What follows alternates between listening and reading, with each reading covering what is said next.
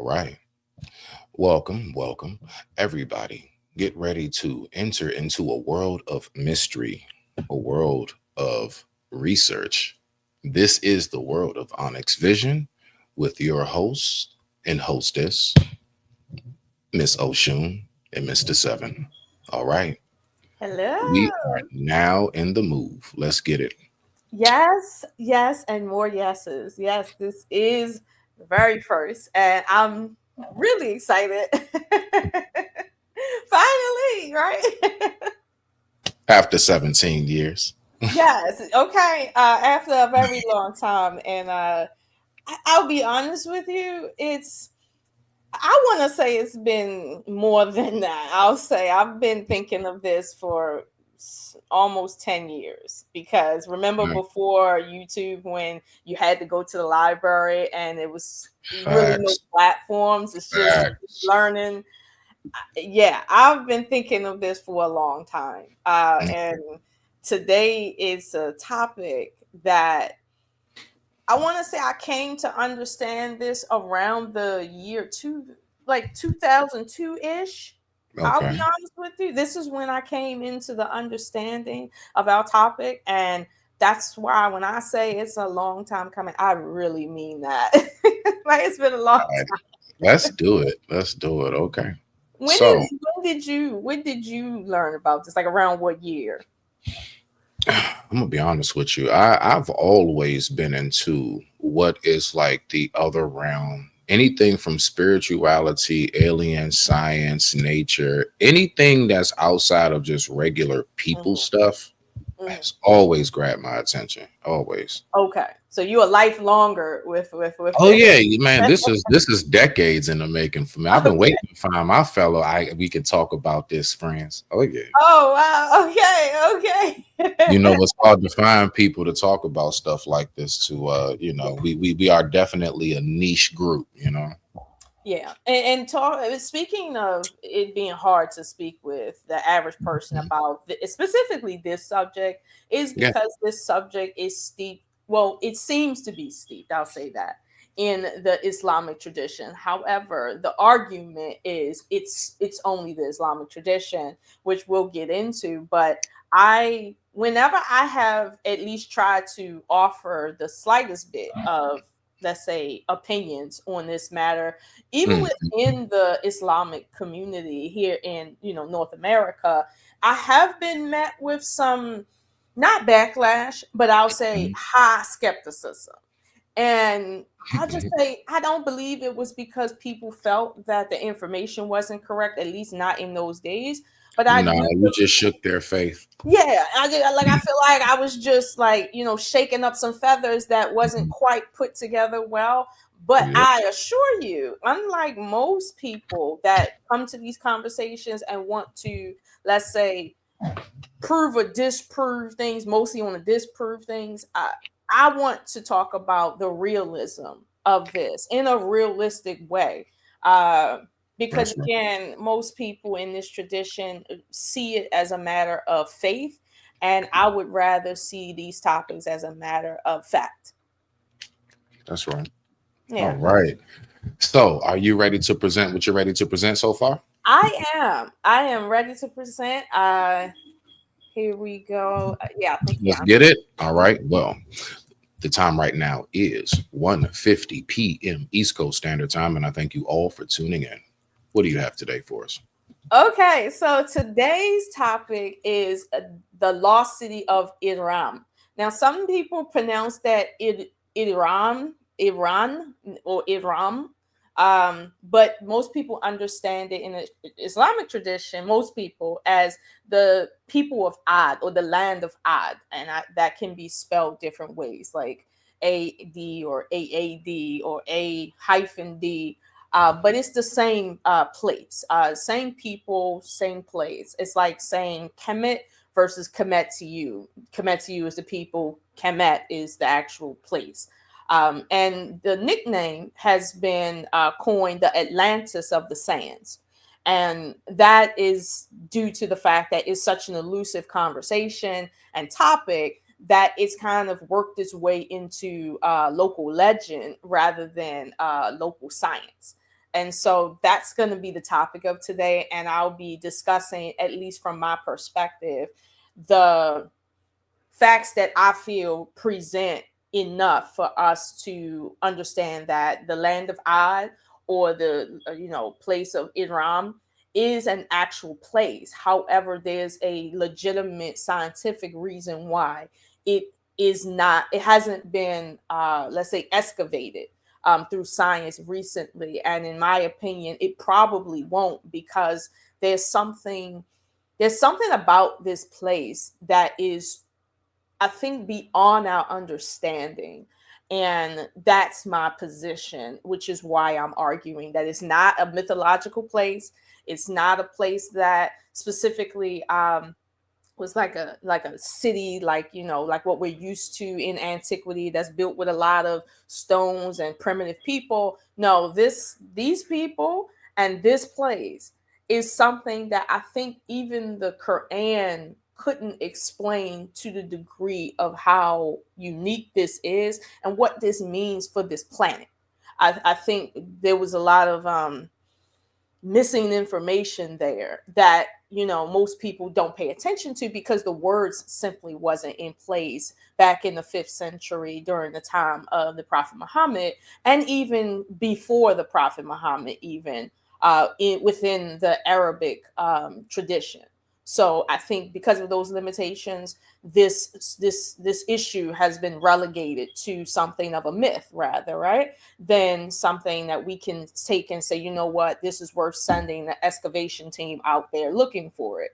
But I think that there's enough evidence, and I want to discuss that tonight. So I'll just kind of just get into just some light notes, just in general, about what this is in terms of some of the scholarly research. um, I'll let you speak for a second in case you got something that you want to say about this Atlantis of the Sands that we're about to get into.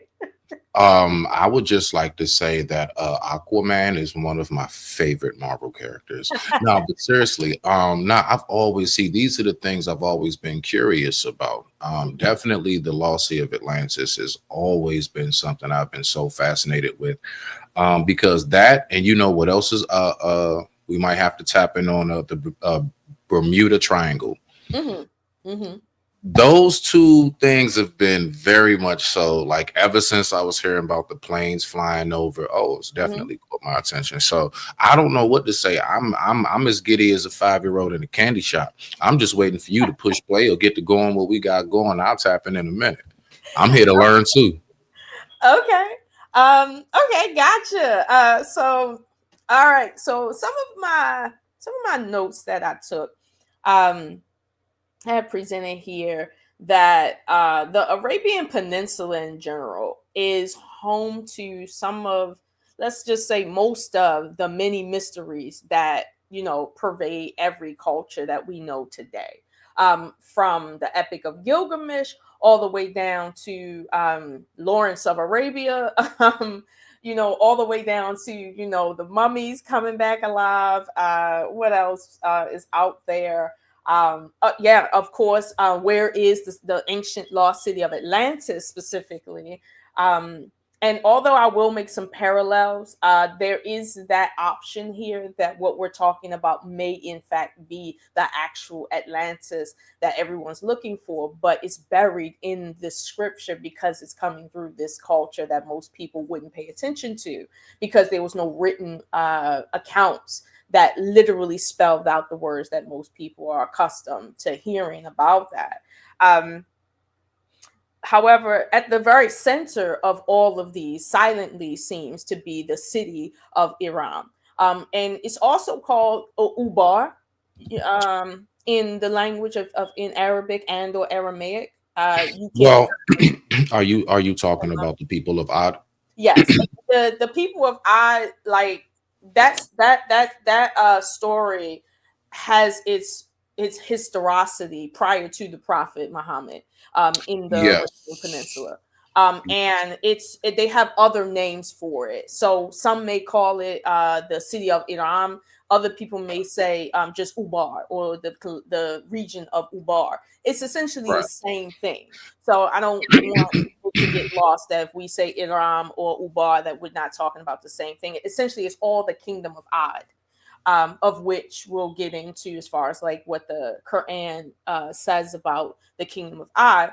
However, I'll say, unlike all the other mysticisms of the ancient world that comes out of Rome, and the Middle East in general, this one has been lost to time, quite literally, because Mhm. people can't place it easily. Especially if you're not working with written material and you're talking about a, oral tradition. This is one of the most enigmatic conversations in the Near East world. But again, time is, it's losing its luster as far as like conversation. I had a hard time finding conversations on this topic, even amongst Islamic scholars. Yeah. Very hard to. I think I may have found two, like legit, like two. Other than that, I found a lot on, Nabatean culture, Sabian traders. Oh, I found a lot on a lot of ancient peoples, but this right here, nothing. And that's the part why I had to get into it. Um, Well, However, this one part is briefly. So, the people of Ad, which the Quran speaks about, were the people during Noah's age, right? Noah. You all say yeah. Noah, we just say Nuh, Nuh. And Mm-hmm, the people of Nuh, they had a religion that they studied called Al Akaf.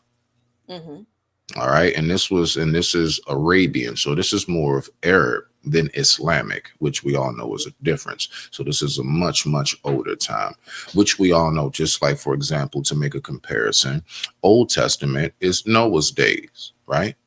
mm-hmm, Noah's in the Old Testament days. New Testament's different, right? And we know it was a whole different set of rules and how the whole life worked during mm-hmm, those days. But that's all. Yeah, the religion they studied was called Al Kaf, mm-hmm. the So people of God. now we can get into the religious part of the, let's say, the history that is told about them. My position necessarily is, of course, I every was saying that real quick. I was right, only saying that to say because I don't believe they spoke Arabic. correct, me neither. That's not the language they spoke. Yeah, That's why I'm I'm pretty, yeah, mentioning the Al Kaf. They don't yeah. speak Arabic. Yes, I'm Right. pretty sure that they Right. didn't. Right. I would even take an educated guess and say that even It was though the different. story is being told in Arabic, they're telling of a people that was not Arabic speaking people, but might have been in the region per se. So yeah, I definitely agree with you on that. Yeah. That's almost like a no brainer, but some people wouldn't put that together. I'll be honest. Just in case we don't know Yeah, who's just, going to yeah, be just in listening. case. Yeah. Yeah. Others may not know. Not here. um so just to close out, why we're speaking about this is because a lot of times with this particular topic of the lost city of Iran, um it's been kind of notable that it's a part of, is, let's say, Arabic poetry, not actual history. And even though in the Quran is speaking of an actual city, it's not a matter of, let's say, poetic speech. They're speaking about an actual city. And in the Quran, it literally says, if you want to find out if this is true, you have to look in the ground. See what I'm saying? The Quran specifically says, to know this, you have to literally dig this up to see this with your own eyes. It's not asking you to believe this part of it. This is not one of those theological expressions that you just have to believe is true. It's actually saying, no, this is a real place. This actually happened, and like you says, it was it was a place, and it gave you a time frame. So if the time frame is around, that's what people understand as Noah's time, right? Which is in the very, very beginnings of humans, right? The kingdom of Ad was there prior to, let's say, the birth of Noah, right? For all intents and purposes. Like, they don't just spring up. especially not what the Quran is describing. He's describing the Quran is describing something very let's say technologically advanced for what we understand that was happening at the time of Noah, which is why this to me stuck out so glaringly. Because when I used to think of Noah's time, I'm thinking of primitive human beings, primitive boats, primitive living, primitive laws. Even I'm not thinking of what the Quran described of this place. And keep in mind, the Quran is using very basic language, but when you kind of read through the lines of it, you start realizing like this city seems to be more advanced than the cities we have today in the time of Noah. That's what is taking me like way off shore with this.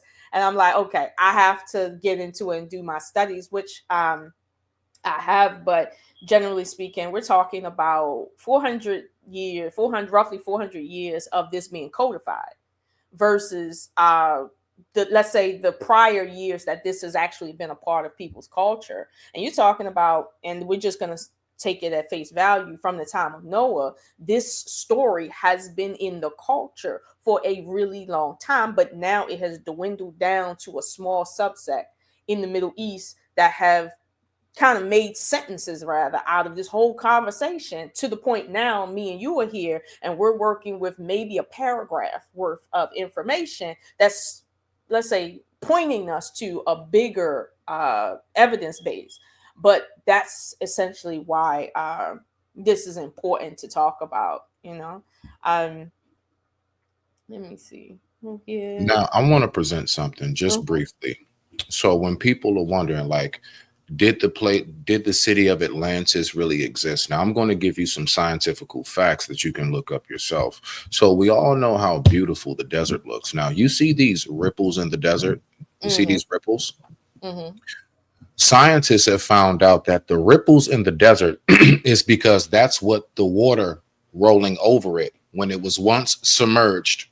Mhm. Most places that you see desert was once underwater. That's where the ripples come from. Mhm.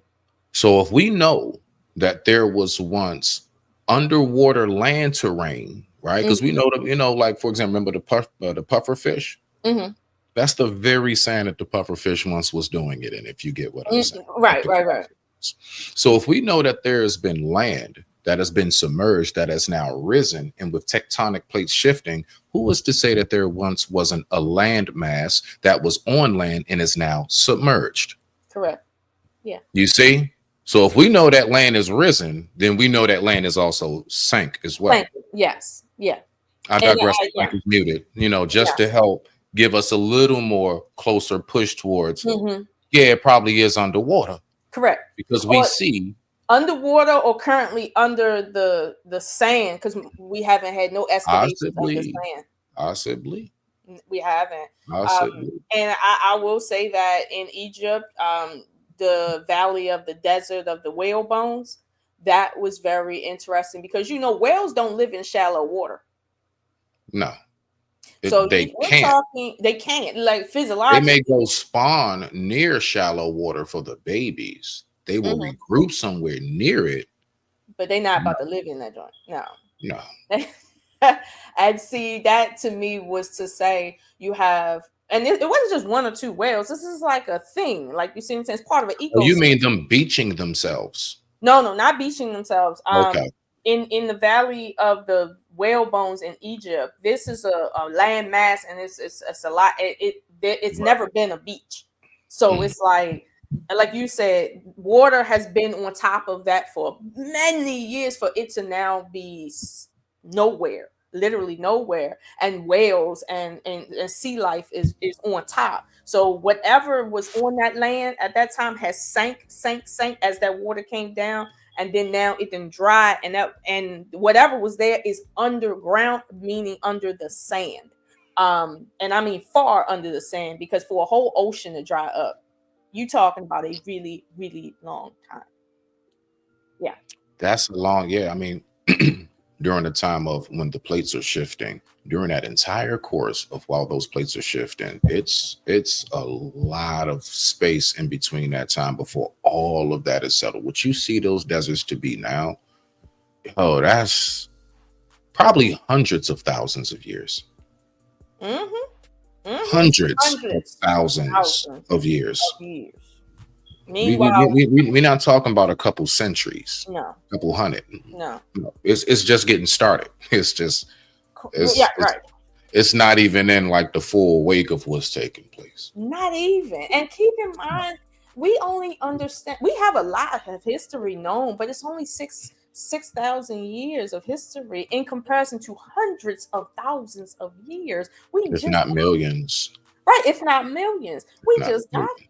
Now, I will admit that some of the timelines that have been presented by, let's say, Christian scholars and even some Islamic scholars, it is rather short in comparison to what I believe the Quran and or the Bible is talking about. Uh-huh. Um, you see what I'm saying? Like, I do think that people think of, well, like Abraham and Noah coming in the last six to, let's say, 6 to 9,000 years. But it's my educated guess and opinion that the Quran did not give you a chronological timeline, nor did the Bible, honestly. But I do see where scholars have extracted a timeline where they're locked into it, and that's rather dangerous because it doesn't allow you to correct any mistakes that you may have made in terms of understanding the information, because you're locked into the last 6,000 years. So if you find something that go down, like you said, if we're looking for something beyond 500,000 years beyond that, like, Right, we're going to be in deep trouble if we're going to stick to the last six and say everything happened in the last 6,000 years. That's just not going to work. um right. uh, so what I want to just kind of speak to now, right, Hmm. is the fact that what we're saying is, where is this infamous lost city of Idram, the people of Ad who live there? Where is this place? Like, who are these people? That's essentially the question, right? And um, if we can't locate that, this essentially becomes one of those things that people can that will be forgotten out of history, and it will be just kind of literally as if it doesn't exist, even if it's true, um, even if it's a real place. You see what I'm saying? Anywhere. So it's important that we don't take this as poetry or, let's say, folklore, folk tales.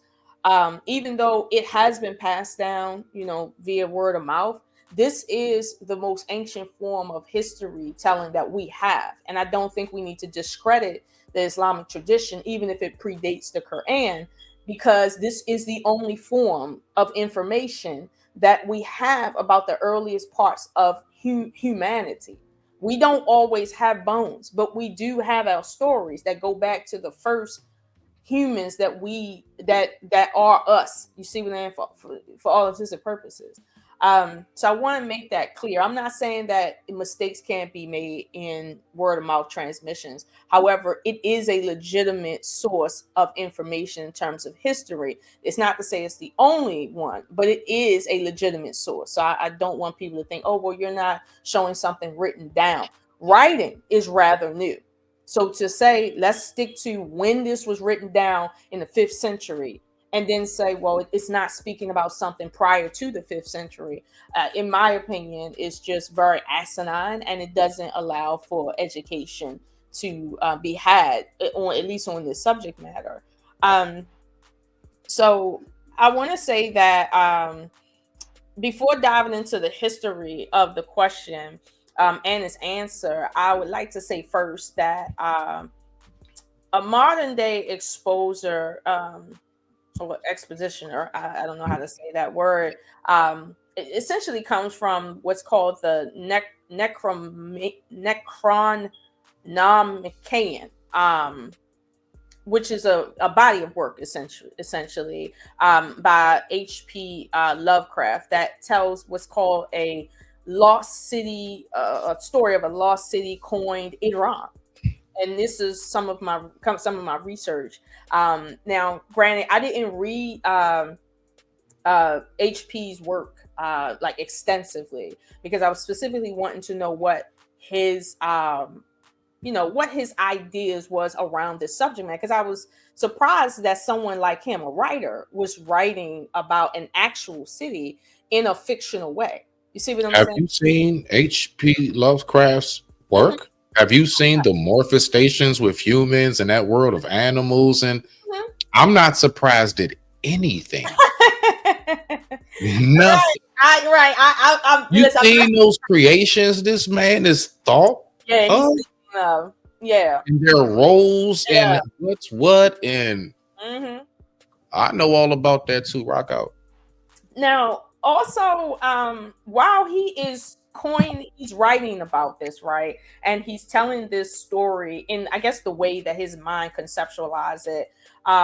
Essentially, what we come to find out through tales as well as religious texts, is that these inhabitants, whatever they are, wherever they are, they were very physically large as people.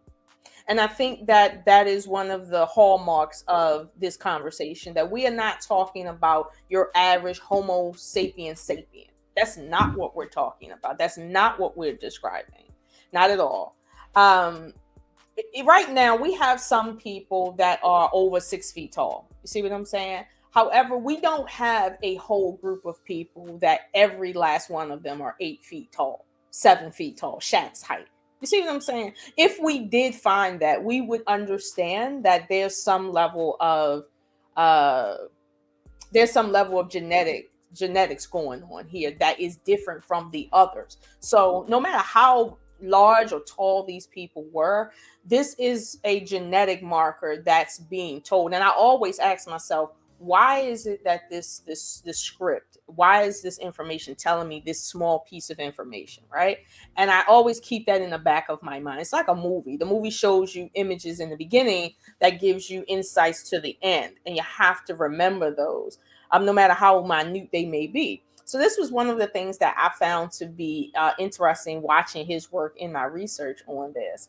Um, Now, there was a creature that he created, like you alluded to, um, which was, it's called, I don't know how he enunciated it, but it was like the Cthulhu.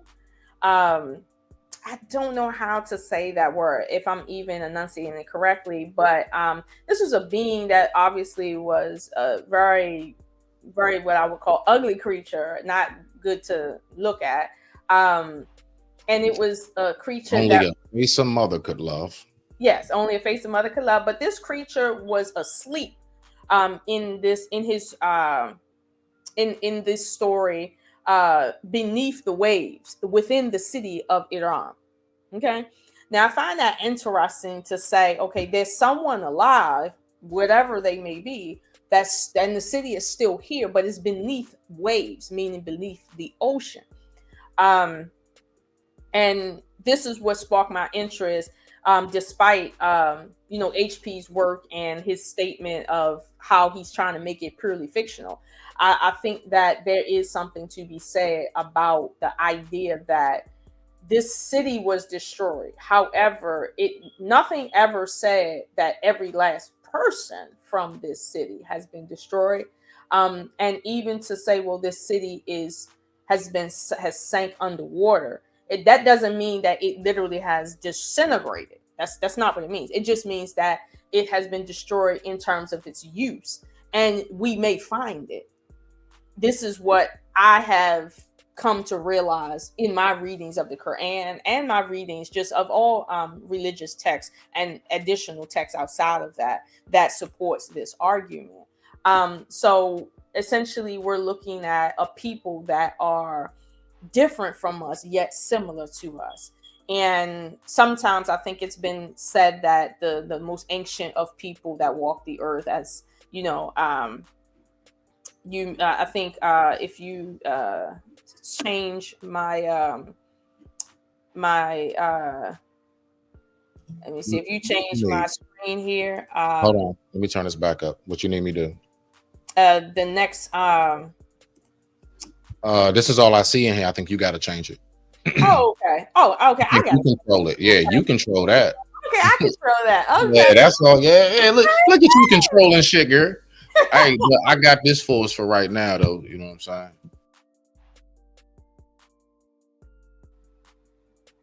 Okay. Okay. Just Okay. for right now. Okay, Just for right now. For that'll right work. now. All right. That'll work. And actually, if you want to add something to that, that'll even work too. That's Um, why I said it ain't done. I ain't finished. Correct. So All right. this is what I find so intriguing. And what I don't want to do is act like I'm talking about lizard people, right? Like people that look like animals. In my opinion, the ancient world described everything in their remote past based on what they understood that they could compare it to. So if I know if there's some people out here, right, and they're dressed funny, right, I'm gonna describe how they're dressed based on the things I have at my language disposal. You see what I'm saying? If they have on something that I don't understand, I'm gonna liken it to something I do understand, and that's why I feel that this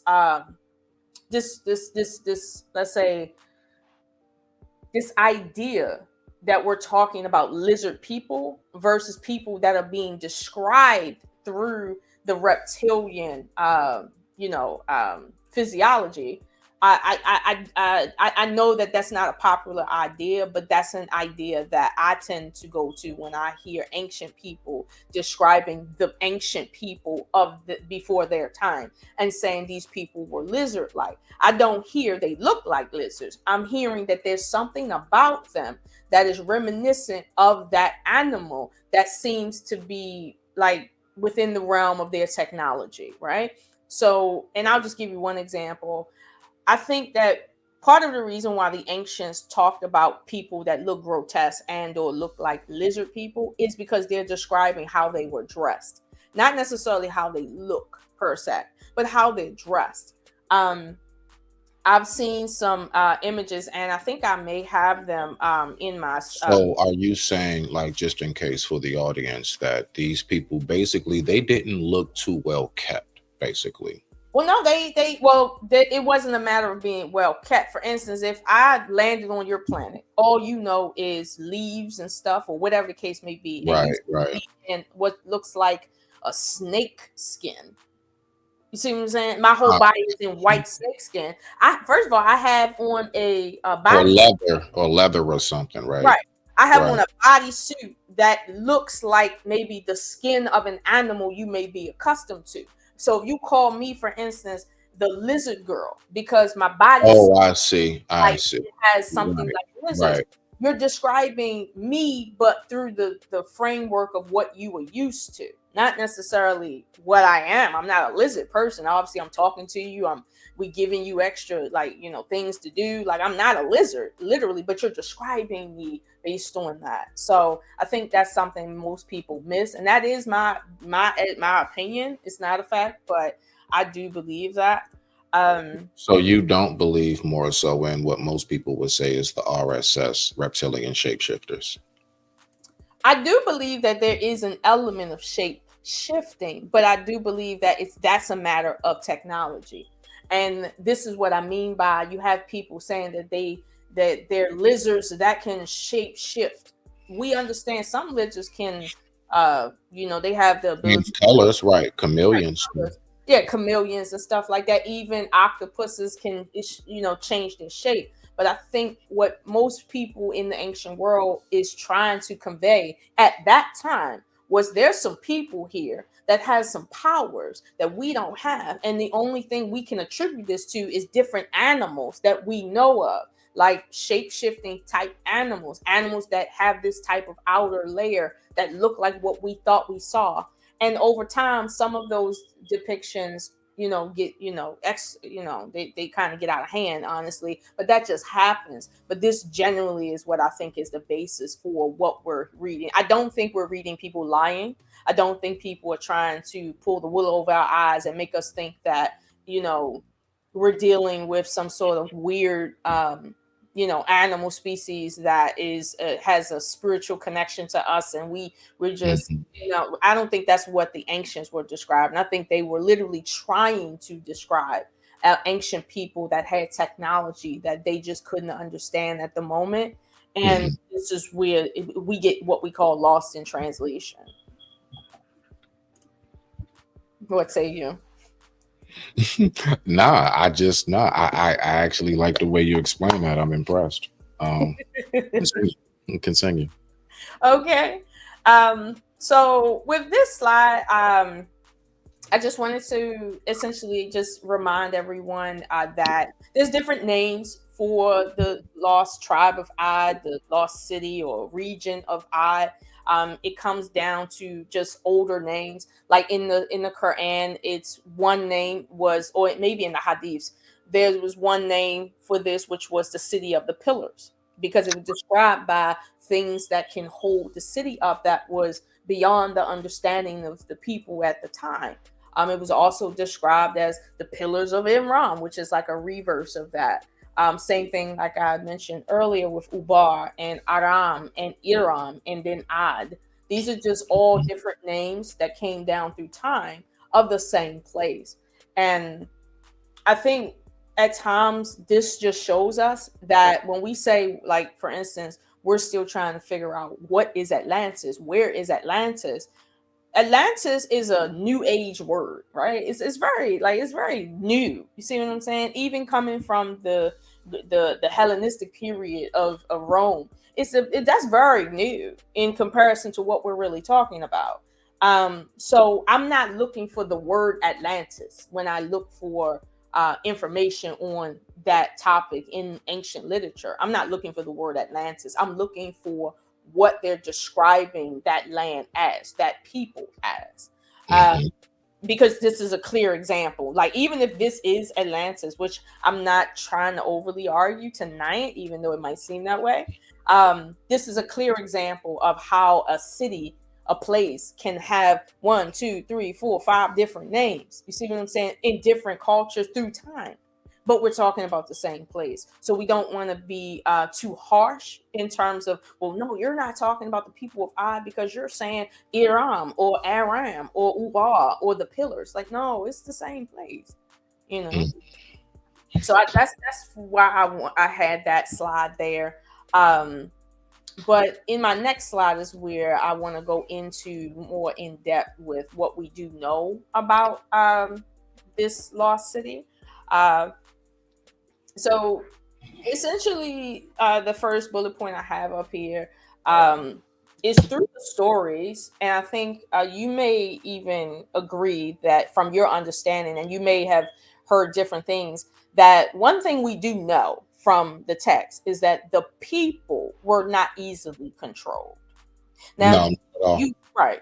Go ahead. No, not at all. There was continuous wars. All right. So even before the Prophet, the Rasulullah sallallahu alaihi wasallam, even before him, there were like, I mean, hordes of like different nations that were feuding over that land Mm, because everybody is always seeing that particular area to be in that, like, the what is that, like, mhm, Peninsula Arabia, all of that.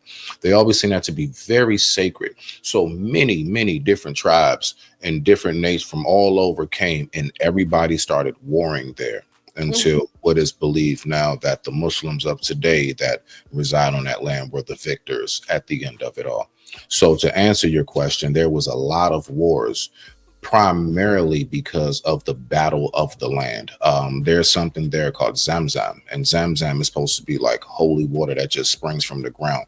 It's from the days of Ibrahim, alayhi salam. So all of these things are why that entire area has been considered such a grandiose spot. Now, mind you, where that is considered was the closest connecting part to when we had Pangea. mhm, So a lot of that really is like, and it just a broken off part of like Africa, if you would say, or the one whole mass. mhm. I Yeah. digress. Mike is muted. Yeah, definitely. It's been the center of controversy Yes.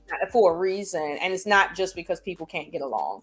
Um, And here's the thing, for right now, at least in this part of the slides, I'm not saying where it's at per se, but because I want to walk you guys down to, why I came to my conclusion.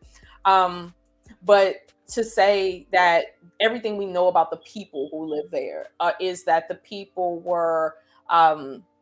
They, like I said, they were not easily controlled. Now that does bring up the question of why did they need to be controlled? Like what was going on, right? You can kind of safely assume that there was some tension between the people and, let's say, the leadership, right? That's generally when we say, okay, you can't control these people.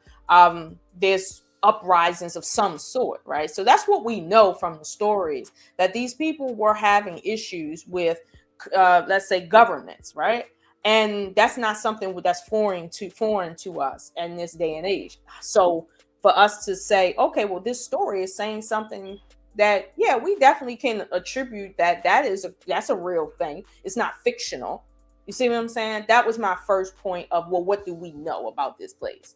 Going into the second point, that we know that these inhabitants, these people, were humanoid.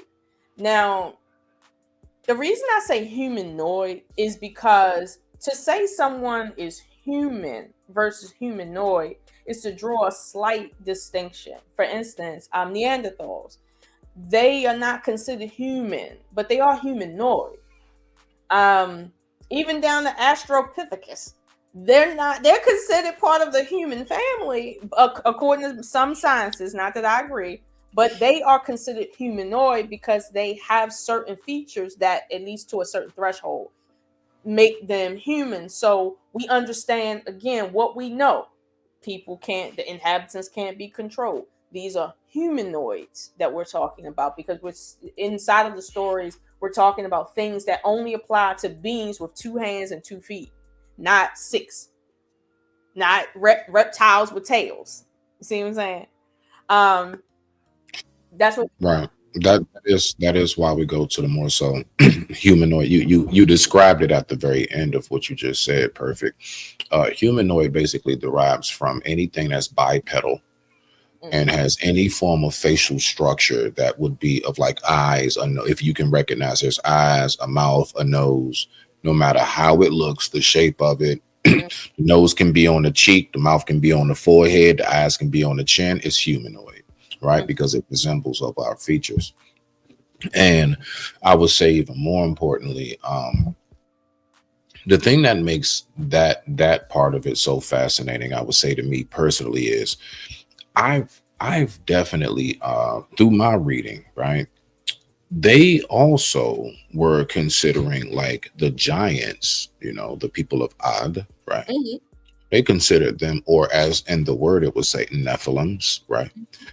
They consider them to be humanoid because their skulls were much bigger, their hands and everything. So, for example, the Neanderthal by science, skeletal wise, is more closer compared to a silverback than a human.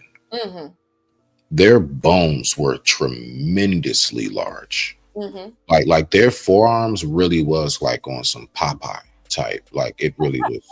No, really, like their forearms would be like this thick wide. You know, Mm, you take my regular forearm. I ain't that small of a guy, but you talking about a forearm that thick? That's that's just forearm. They that's were tremendously large, and their strength was that rivaled of damn near like apes and gorillas. It was. It was like they said the Neanderthals used to like fight lions with their bare hands and beat them most of the time. I can believe that, but even the Most of the time. Neanderthals wouldn't even compare to these people. But I know what you're talking about. I've read about the Neanderthal culture, and yeah, and how their hunting tactics. Um, but I'll say this: beyond the physicality of what we know about the lost city of Iran, or the land of Ad, is that they are somewhat extraterrestrial, meaning that their origin isn't necessarily the same as ours, um, or even maybe this place, this planet, but I, they're definitely not ours. did you hear me? What you say? Anunnaki-ish. Well, the word Anunnaki means people from the heavens. You see what I'm saying? That's not necessary. Well, it is extraterrestrial, but uh it's really a basic word to say people who are not from Earth. But yeah, but wasn't Gilgamesh Anunnaki? He was in part, if I'm not mistaken, he And wasn't he the one holding the lion and it looked like a puppy? hmm yeah. That's all I was getting to. Yeah, and most people would say that he isn't a real person, but there's more evidence that he's a real person than the Pharaoh Khufu built the pyramid. Right.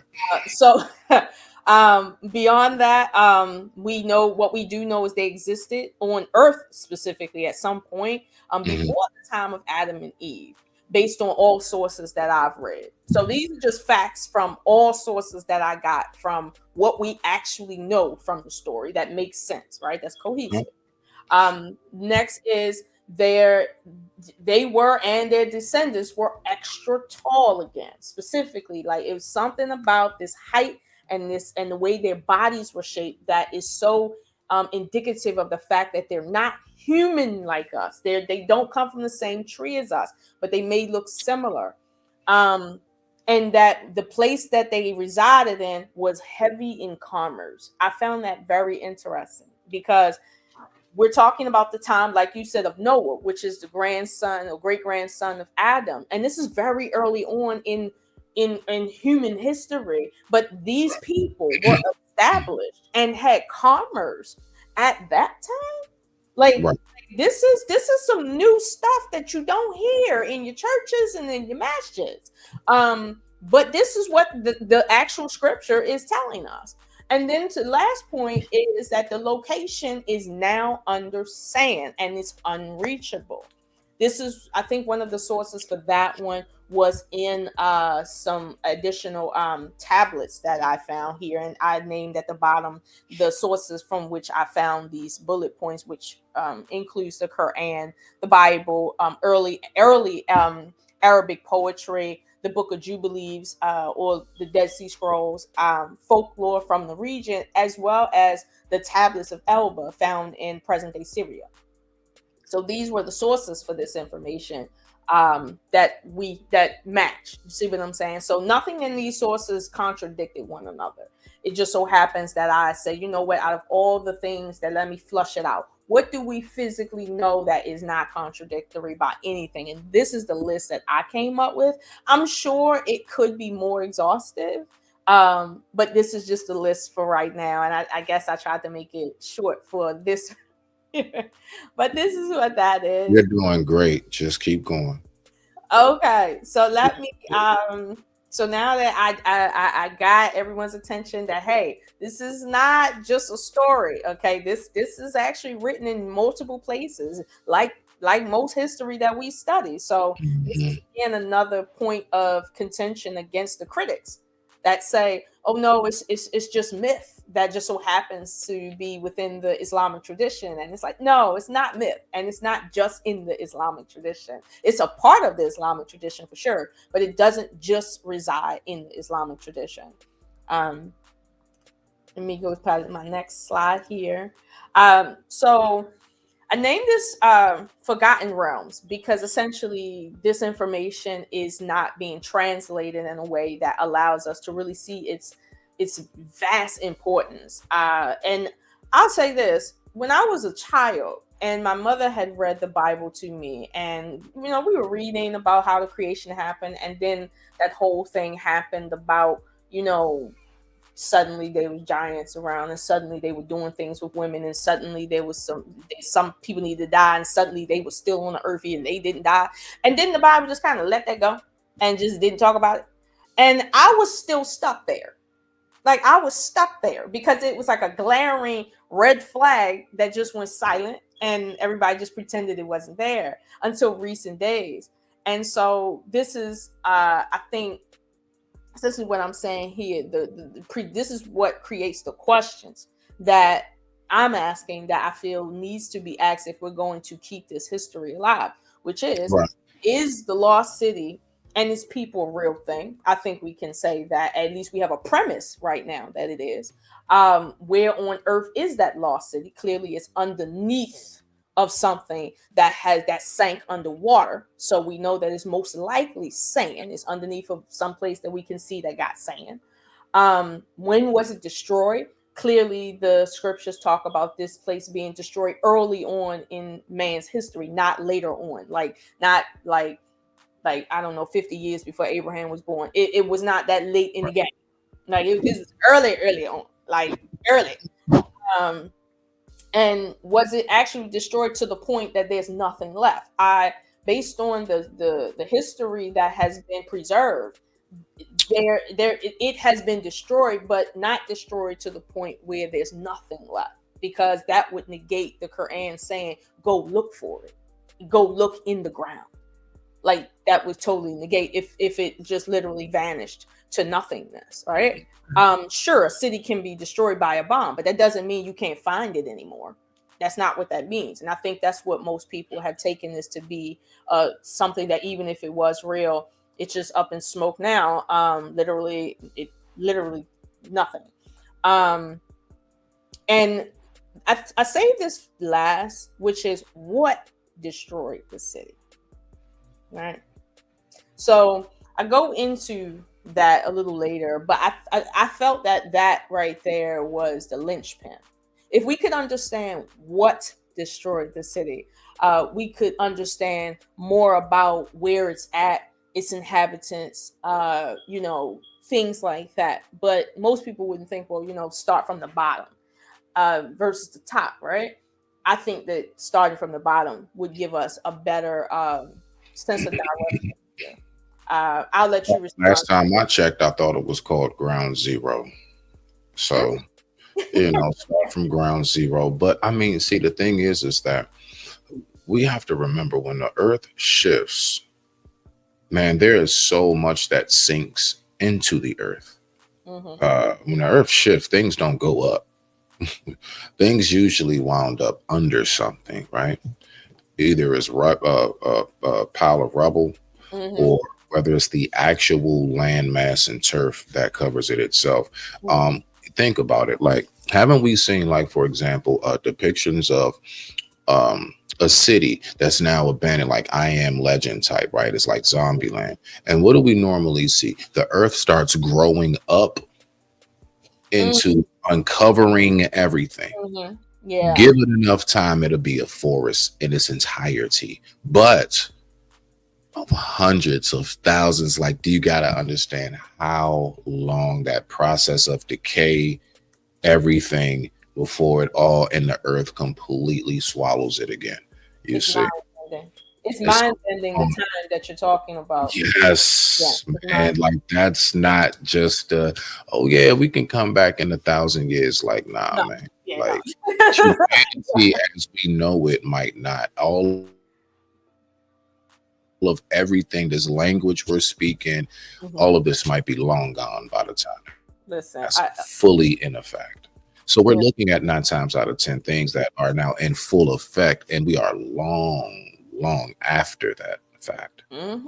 Rock out, Paulo. Yeah, I totally agree. And I know, again, like everybody knows that time is something that we are still trying to understand. As simple as it may sound, there's places, for instance, in the universe that is so old because time just does not exist the same there. And we know that. Like we have data to show us that. So when we talk here to say the earth may be older than what we think, and civilization may definitely be older. And what I'm essentially saying is these scriptures are not saying human civilization is that old.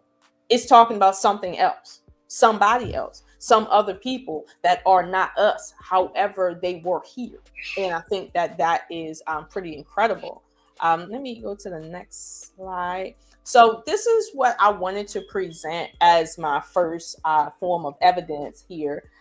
This is the tablet of it's been coined the tablet of Elba, and the tablet of Elba has been dated to at Well, least consistent of fragments that's dated to at least 2400 BC. But that is because they're dating the topics that these tablets are writing about. So if they're Mhm. writing about something that we know happened in the year 1800 BC, then we would say, okay, this tablet might be from 1800 BC, right? At least then, right? Right. However, this tablet, being that old, is the first tablet that speaks of the city of Odd, or the land of Odd. And this is something that I dug deep to find. It literally is. It's only mentioned one time, but it's only mentioned as a city of trade, where a lot of business was conducted. Right. So a lot of times with these clay tablets, they were there to record, as you know, like business, like just it wasn't a whole lot of poetry. It was business. So with this being here recording business, we can't simply say, oh well, the land of Ad, the city of Iran. That, oh, it's just myth, because you have people here writing down. I took 60,000 horses here, and then we passed through the land of Ad, and then we did this and that. They not trying to prove the land of Ad is true. They just telling you where they was on their way to, and what they seen, and what they did, and how much, and how many. That's it. Mhm. So this is why I felt that this was a strong piece of evidence that this is not a myth, that this is an actual place, and that the Quran, even though it may be religious text, it is premised in an actual history that, at least in this case, it might be minimal information left about it, but it still exists in the word of mouth history. Right. Um, and anyone can look this up. There's over 4,700 fragments for this, and if you just look up the city of Elba, you see what I'm saying? That's the new word that they use for that. But it's talking about the city of Iran, and that is known as the city of Ad. So you can look this up yourself. Um, but it serves as one local source, physical source of evidence for the existence of this place. Now, I did one sec. Okay, so I don't know why it's not showing my photograph here. Um You have a photograph? I had it was just a map image here of just the Middle East, just so we understand what we're talking about. Uh Mhm. I'll superimpose that image over this section here. But essentially the Middle East is made up essentially from the Mediterranean Sea to the Persian Gulf, and everything in between, which is essentially present day Syria, Iraq, Iran, and even present day Turkey, even, and obviously Saudi Arabia in the southern part. So all of this is that landmass right there that we're talking about. You understand? So there shouldn't be any discrepancy when I say I'm not saying I believe where this land is, this city is. This is where we're talking about. You see what I'm saying? The Syria, which is where these clay tablets were found, is in the Middle East, Right. and so we're not talking about something that happened on another continent. That would be something that it would take an absorbent amount of evidence to show why that tablet is describing something that happened on another continent. Not that it couldn't, but generally speaking, people locally write about what's happening and leave it where they're at when they die. So that was one slide that I wanted to ensure that we had there. Now, I don't know why this is saying slide 7, um, and it's taking me through that. Let me see, where is that one? Um, hmm. Let me see. Give me one sec. Let me pull up my other file You, here. you misplaced something? No. Let me see. It So here. Okay. Okay. I had my other one there. Let You me got it? this one. Yeah, I got it queued up now. Okay. Uh, I had a copy of it. Um, so this slide here is speaking of the history and religion, right? And not to say that religion should be taken as history. However, we know that um, historical information, I'll say, can be found in religion. I'm not going to go as far as to say every character and every person mentioned in religion is an actual person in history. I'm not going to say that.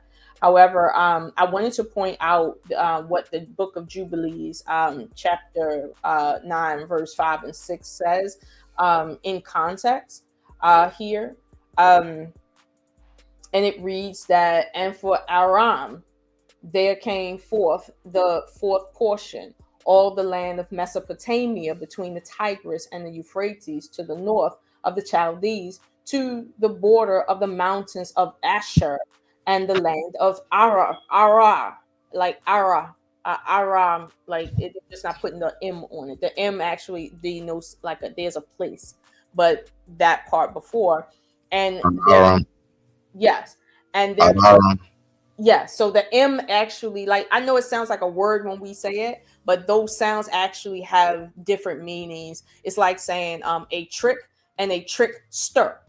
The stir represents a person that does a trick. A trick is the idea of a thing, right? So those two words might sound similar, like they're just stir versus nothing, but it means something. And that's the same thing when you add on to these words like ara versus aram, same Well, thing. it's just like, for example, Hmm. In Arabic means mother. When you say umi, like my umi said, that means my mother. Hmm. Yeah. So just that one little sound represents the By whole. itself is just mom. Right. So You that. put the e behind it, umi. Now it's my mother. That's literally how sensitive the language is. And so when they say they're talking about where this place is at, and it's talking about the border of the mountains of Asher. Now, the border of the mountains of Asher is a different subject matter in that the mountains of Asher, essentially Ashura, comes from an older time through, again, Mesopotamia, that culture. So when it goes on to say, and the land of Ara, and there came forth the Lud, the fifth portion, the mountains of Asher, and all was it appertaining to them till it reaches the great sea, until it reaches the east of Ashura, his brother. Now, most people wouldn't understand exactly, well, who are we talking about, right? Who we're talking about, it doesn't isn't necessarily of consequence here. But in the Book of Jubilees, it's describing the land of Aram, the place of Aram. You see what I'm saying? And it's doing it in passing, which is what's interesting. It's not to say this is about Aram. No, just like in the tablet in Syria, this is now talking about Aram in terms of its place relative to mountains in another subject matter. So here we have actual tablets that is speaking to this order. Now we have actual religious text that is being produced that is speaking of this place relative to other places. So this goes to the point that no, the land of Ad is not outside of this section of the world that we're talking about specifically. So people would say, wait a minute, the land of Ad has, like, nobody knows where it's at. Again, nobody sees it with their naked eye, but it's been talked about in plenty places, and not just in the Quran. So that's the biggest one for me. Let me see. Is this No, one? I mean, see, There it is. I just um, want everybody to see that this is what we're talking about here. This section of the world. So you see here in near the center of Syria, that's where the hello. No, Hmm? briefly, I'm running to the potty real quick. Hold Mhm. it down. 1 minute, 1 minute. Okay. So yeah, um, we see here on the map, just so we have a cognitive understanding of what we're talking about. This mountainous region in the back here between Turkey, all the way over into Iran. These are the mountainous areas that historically have been let's say, regarded by certain cultures as the mountains of Ashur or Ashura, right?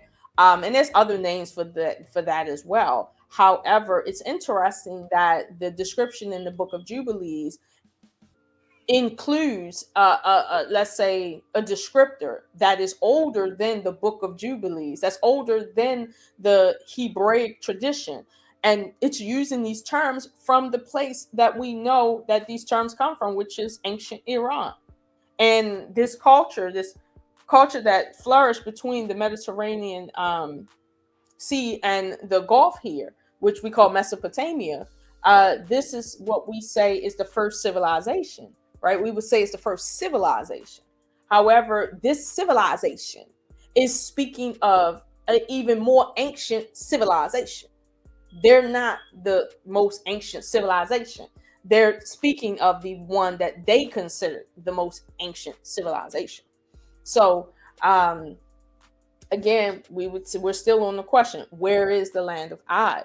Is the land of Ad any place that we don't already occupy? You see what I'm saying? So this is where it gets a little tricky, because there's people who live all over this land. None of this land has not been conquered. Okay, everybody, there's people in every inch of this map.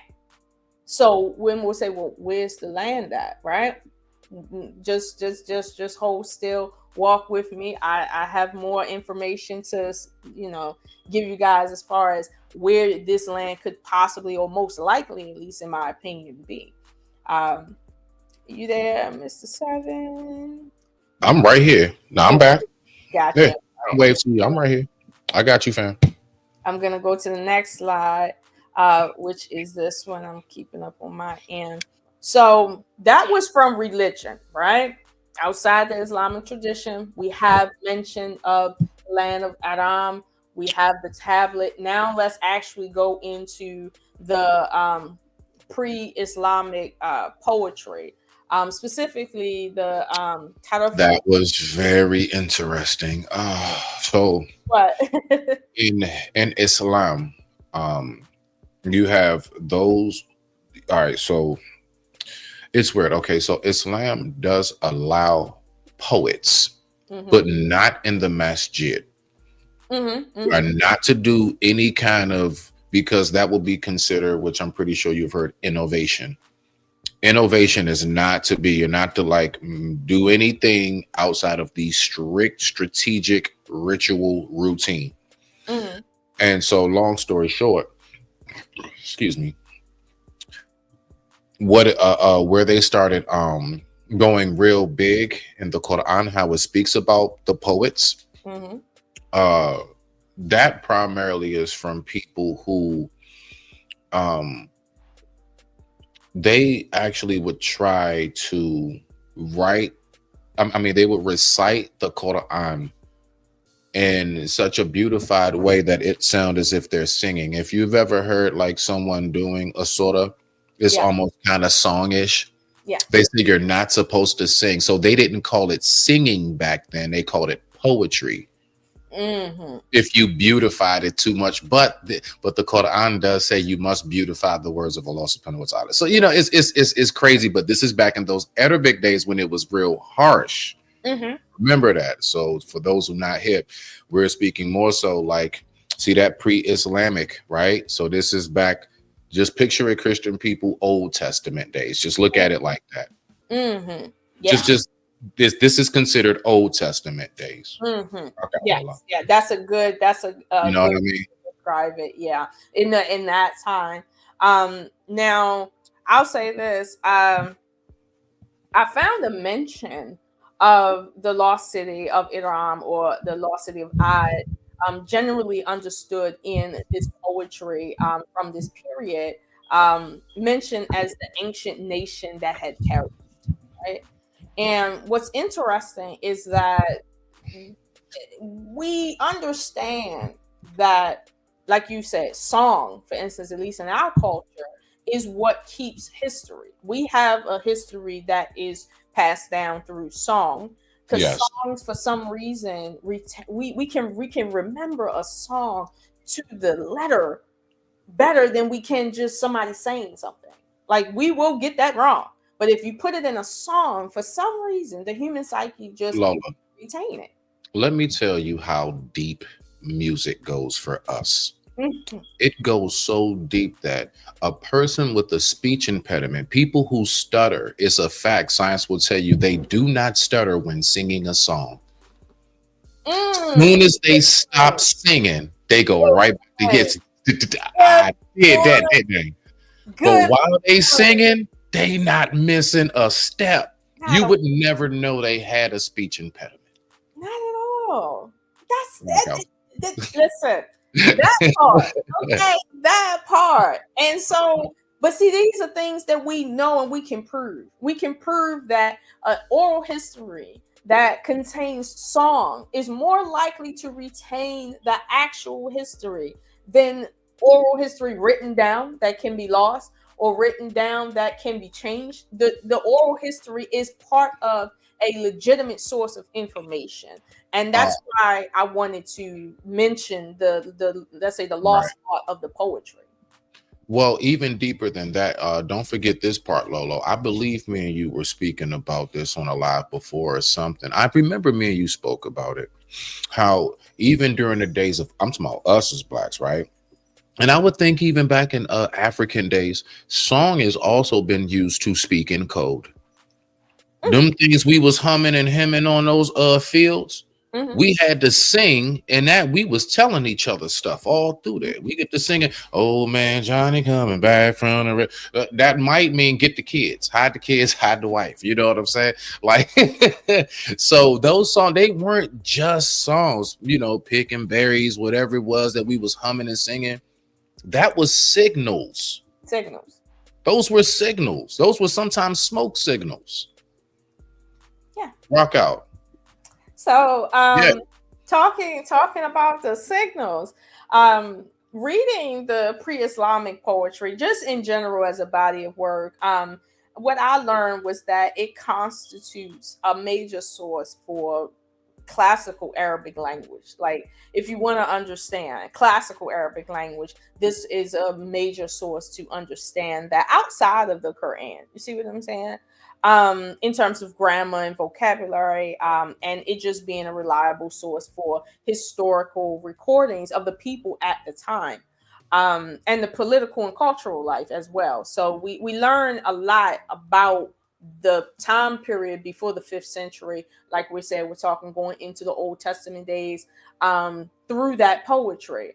I remember seeing a some poetry from Egypt, talking about a woman who, uh, you know, she was a very lustful woman, and she was talking about Back using. chat, Lola. Okay, gotcha. She was speaking about using a some form of a phallus to let's say stimulate herself, but she was writing poetry about it, and this is in the ancient days of Egypt. You see what I'm saying? So it was interesting to see from the poetry that people believe in, you know, adult content, and they drew adult content, maybe not as graphic as ours, but they definitely, through their poetry, we learned a lot about their culture. So when I read some of the poetry from the Tarafa and the I might butcher this, but the Mufa Diliyat, I might have butchered that. When I read that, because I researched it, and it, just for context, this material is written by Ibn Hisham, so you can find his work online, and it is codified and translatable, depending on what language. I'm only doing English, so if you don't speak English, I can't guarantee you that it's translated into your language. Um, However, it was a pretty reasonable source to peek into the culture at the time that this poetry was written, prior to the Islamic tradition. And again, finding the mention of the lost city was very telling. But again, the lost city was called the city that had perished. You see what I'm saying? It wasn't necessarily called all the names that we may know it has been used as, but it was specifically talking about that city in that region. So I knew that there was a connection there. And again, this is Islamic poetry. we have, Hebraic history, we have non-religious texts. You see what I'm saying? Talking about this city. So again, nothing mythological here, nothing religious here. It is an actual city that is not here anymore. So we do know that it existed and now it doesn't exist. So when the Quran and any other texts say this city was destroyed, you see what I'm saying? That is not just a tale. Because again, even if we look at poetry, we're seeing that in that culture, they retain knowledge of a time before that time when there was a city that was utterly destroyed, and that the people obviously retain some memory of that. So this is why it's my belief that not all the people that was a part of the land of Ad was destroyed, because it was retained in the history prior to the revelation of the Quran. You see what I'm saying? So as much as some people, especially Muslims, would say, well, the Quran gave that information down to the Prophet Muhammad, and he was the only one that knew it. I don't. It's not my belief that the Prophet Muhammad didn't know about this story. I believe that topics like this was spoken about because it was something people had questions about, and often in the Islamic tradition, questions came about during the life of the Prophet that, according to the tradition, Oh shoot, Lolo. That last part, unfortunately, in the Islamic, you bored. I don't want nothing missed. Oh, okay. So which part? Yeah, you bored real quick. Unfortunately, in the Islamic tradition, go. You bored. So Hmm. in the Islamic tradition, there is a idea that the mention of the people of Ad, the people of the lost city or lost region, that they didn't know about that until the Prophet Muhammad got his revelation. However, this is proof that the poetry from the region is proof that this was a part of their culture. And like all cultures, even inside the tradition, it says people had questions about things that they had already knew about, things that was in their tradition. Let's say practices that they had, right? That was old as snow, but they were questioning, and revelation was coming down via the prophet that was speaking about matters that were already matters within their culture. So to say that, well, the land of Ad couldn't have been known to anyone before the Prophet Muhammad. No, this was an actual place that people knew about prior to the Quran, the birth of Well, Muhammad. let's think Any about this too, Lola. Let's also think about this perspective. All right. So let's think about this, people. All right. So I'll help us out because Lola can go real deep with this. I'm gonna help us stay surface just a little bit. All right. So one, first of all, um, the text before the Quran speaks about giants. of. Remember, people, the people of Ad in the Quran is basically the Nephilims, the giants. Mm-hmm. Okay. So one thing that we do know is that from science, what it shows us is that insects alone, a long time ago, like mosquitoes, were like the size of your hand, if not bigger. Mm-hmm. All right. Everything was larger back then because it was much more oxygen. More oxygen causes larger growth. Okay. So it is not hard to believe that back in the biblical days, Lola, on average, the average woman would probably be like about 6 foot or higher. Mm-hmm. Yes, these people were not small people. Now, the thing that puzzles me, Lola, Mm-hmm. I wonder why is it that when it comes to anybody in the word, one discovery of bones scientists have and archaeologists have like recovered What's that? enlarged bones, the bones of giants, but not one Abraham, Noah, Joshua, like a no, not a nobody yet so far. I mean, I think they said they think they've made some discoveries. Mm-hmm. Where's the bones of Moses? Where's the bones of Aaron? Where's the bones of Noah? Where's the bones of Abraham, Jacob, Isaac? The list goes on. So it's like everybody else we cannot seem to find the bones of, but they have endless, Mm-hmm. endless depictions of them like dusting off giant bones, just like they do the T Rex and the Brachiosaurus. I digress. My mic is muted. Why is that? We can find the giants who we're talking about. We're trying to prove they existed, Hmm. but the actual people during that time, we can't find any trace of. I'll say. That's where my mind started to really getting me Mhm. snowballing down this hill, is my point. That's how I started digging deeper. That's all. Rock out. Well, you have to remember that, like you said, if you're talking about a people that existed at the time of Noah, and the land was sunken in the time of Noah, like if let's say it just happened during that time, just for all intents and purposes, that right there, the time of Noah, which is about what I would postulate is a roughly 12 to 10,000 years ago, it was destroyed before ice took over the world and flooded the world and then came down. It's like there's no physical reason why we, first of all, we haven't dug deep enough. Whoa, whoa, whoa. Hold on. Whoa. See, now we're going somewhere. You're telling me that the days of Noah and the ark is before Ice Age? Yeah. That predates Ice Age? If we're gonna hold the Bible, Really? if we're gonna hold the Bible and the Quran and Oh, all the to other his word. Okay, hold it words, to its standard of okay. All right, right. his If we're word, going by what it said, it said the okay. world was flooded, not a portion of the earth. Oh, the world was flooded. Now, the only time we know the world can flood or was flooded was during the younger, before the Younger Dryas period, which is the last period, which is about 10 to 12,000 years ago. There was a flood before then too. You see what I'm saying? And the world iced up. The seas, like there was 2 mile depth of ice on top of where me and you sitting at right now at some point. 2 miles up of ice. And Right? that right there was the ice age. And Okay. the problem with that is, again, people want to, and I think the Hebraic community that we say Jews Hmm. today, Hmm. they try to codify that based on their ethnic group to say, well, You cannot okay, stay away from that word. You I'm just sorry, I know, can I'll help. superimpose it out.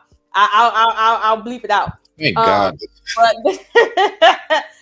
those folk, they try to put it in a nice little neat little package to say, well, this guy begat that guy begat that guy, and there we go. And then when you look at the ages of their lineage, it's like, yeah, we more than 3,000 years old. We got monuments more than 3,000 years old. You These individuals are trying to make sense of information that predates them. So they're trying to see themselves in this story. Meanwhile, it doesn't work like that. Lola, do you remember the time we were speaking on a panel and I was saying something to the degree of Antarctica and the limitations of man's intelligence and knowledge and what we should know? I remember. What was my main premise? You ain't got to give me no word for word, but what was the main premise of what I was saying? Do you remember? If I'm not mistaken, you were essentially saying that this was something that was unexplored. Not so much unexplored, but it No, we're was not supposed to know everything. right, right. We're like, Like period. Like the reason why religion is such a huge argument and wars and people have lost their lives for nothing mm-hmm, over a belief system is because everybody wants to feel like they have the answer mm-hmm, instead of us recognizing that all of us will have jewel shards of a answer. right, right, You have a portion, I have a portion, they have a portion, we have a portion, so on and so forth. right. And everybody keeps trying to argue like your jewel shard is more important than mine when they all make one big Yeah, crystal. yeah. Oh, yeah. All of them. That part. That's, Like, you know what I mean? So my point is, it's like we keep on trying to seek all of the answers that none of us will reach. mm-hmm, Not here physically, at least. Now I don't know what happens beyond. That's a whole nother classified declassified life, right? Right. But for this one right here, a lot of people, they try too much to seek answers that we got no damn business trying to seek. That's why, we're not supposed to figure out every single thing in the ocean, and we're not supposed to go but so far in space. And I'm giving that analogy again to make it clear, to land it, is that is a direct indication that we are to stay balanced. Most humans do not live in the Antarctic. Most humans do not live in the desert. Mm-hmm. Most humans are in a subterranean of the balance. It gets cold sometimes, it's hot, maybe a little hotter here, but most of us are not completely all the way north and completely all the way south, Correct. Correct. Because yeah, and majority wise. And that is a direct indicator of humans are to stay balanced. And there is Mhm. but so far up and but so far down we can go. And the ocean and space is our direct indicator of that. Rock out, Lolo. I'll say this. It is and you do know about the ayat that talks about you shall not pass into the heavens without permission. Uh Yes, and it also states right after that how it is guarded by like 7,000 angels, Mhm. and and the gates of heaven is surrounded by like enormous flames. Yes, Right. So basically there are the flames at the gates of heaven. It's not white fluffy right, it's clouds not where because it's to keep you right. out. It's like the barbed wire fence of all time. Correct. But you know what? I interpret that as being the a description of what we may understand, let's say in film, as the remember the people from Star Trek, they were the keepers of the universe. They were the guardians of the universe. No, And but I can call my mama. She's a Deep Space Nine fan. listen, I was forced to watch that, boy. I was I couldn't forced to wait for watch the it. Simpsons to come on. I was, but I realized, especially in newer time, that no, actually, Guardians of the Galaxy, that's an actual thing that I can show in Scripture. That even the Bible and the Quran is saying the same thing in different ways. That the heavens are guarded. Don't think that it's just some space and nothing's out there. No, there's someone out there with a purpose to make sure whoever come out here does right, and we'll send you back if we don't like you. And it says you got to have permission. And my thing is, we don't understand getting permission to travel to heavens because we sent someone to the moon. We didn't ask for permission, so to speak. But at the same time, the Quran is speaking so far above our heads at this point, clearly. Okay. And the people who came at that time, that when it says you need permission, that may be a euphemism for something else that we don't understand right now. To say you need permission to travel space, that might be have something to do maybe with, I don't know, time travel for all I know. But I know it's not speaking of anything that we're giving it on a mundane level to say, well, you gotta go to some place here on earth and fill out a piece of paper and ask for permission. No, that's not what it's talking about. And the flames that it's talking about, I would say, is more akin to, let's say, a technology that we don't understand right now. Because let's suppose the heavens is guarded by sound waves, right? There was no word for sound waves back then. Now sound waves can delete you on sight, but it's something that you can move around like a wand, and you like it just is. But if there's no words to describe this technology, it's going to be described in a way that people understand. Swords, flames, these are things that existed back in the old world, but they're talking about something beyond even what me and you can understand right now. Low. Mhm. I, I need a PO box. I'm sending you this. Okay. Now this Oh, right here. wow. Listen, this right here, it specifically talks about the corporation of science. Mm. Now watch this, for example, right? This is what blew my mind about the Quran. Mhm. In the Quran, it does, and I believe it's Surah 43. All Mhm. right, Muhammad, right? Mhm. Um, what it says is this, and I'm not going to go too far into it, but you'll see what I mean. I'm really trying to compliment what you're saying. In the Quran, there are two things that just blew my mind. It Mhm. says that one day the people asked the Rasulullah, slowly with something, to give them a miracle. Said, please present us a miracle. You can look up what I'm saying. Mm-hmm. Give us a miracle. So he just went on ahead. It was nighttime. Now you all know how in Saudi and places like that, Right. the moon is way bigger at night and in the day than it is here. The way Mm-hmm. you can see it, it's like it's in your face. And they Mm-hmm. said, show us a miracle. And he went on ahead. He clapped his hands, and he just slowly pulled them apart. Now, listen to anybody. It's not about believing it, because in the Bible, we believe that Jesus had a bucket of fish and like 1,000 fell out that one bucket. We also believe the man walked on water. We believe that somebody parted the ocean. So don't just, okay, walk with us on this. So they Mm-hmm. believe that he clapped his hands. And when he did that, the moon split in their face.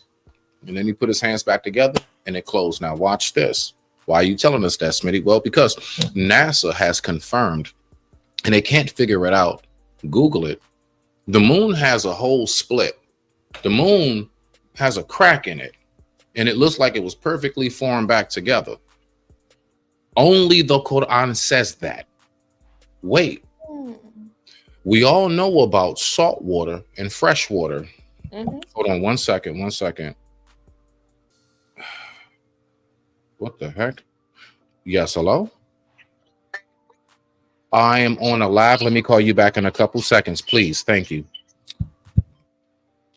We all know about salt water, fresh water, the Quran. Google it again for yourself. Mm-hmm. I don't know how, but the Quran talks about how when God made the world, he made the oceans separate, one fresh, one salty. Mm-hmm. Literally, we can go and see where salt and fresh water line. You can see the brown, you can see the fresh. So It says essentially, that neither one will transgress and cross through to each other, for God has made a barrier. This is in the Quran. God made Mhm. a barrier for the oceans. How the heck did they know that 4,500 some odd and counting years ago? Well, see, this is what I'm saying. It causes you to wonder: are we talking about a people who are,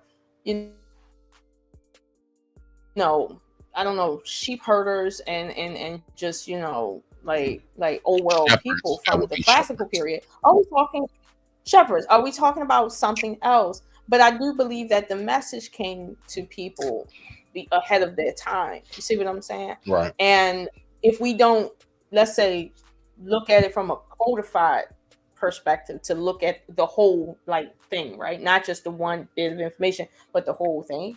We're not gonna understand like, well, what's going on here. It's gonna seem contradictory if you don't really understand it in full context. So this is why I went on to sit and say I wrote down for this subject tonight to say, well, okay, what are my sources for this, right? What is the legitimacy of each source? And why is it that it's important that each source is legitimized when we talk about this subject matter? Because most people think that, oh, what's so great about the lost city of Adam? Like it's just a city, the rubble, probably some mud huts, whatever. No, the Quran actually goes further into why this city was so different. And it wasn't just because people were hard-headed, like, or just because the city, was destroyed. No, it was something specifically different about these people that was beyond understanding. You feel me? But what we take from the story is obedience. You see what I'm saying? Piety, adherence. This is what we take from the story. But beyond that, we're talking about a history that even scientists on, the History Channel haven't covered yet, which I find very, very interesting. Um, very interesting. Like when I went into, for instance, the Strong's Concordance for the Hebraic Bible, and I found the word that I had trouble saying with the adara, like that is found in the Bible, and it's talking about a place or an inhabitation in present day Syria or the region of Syria.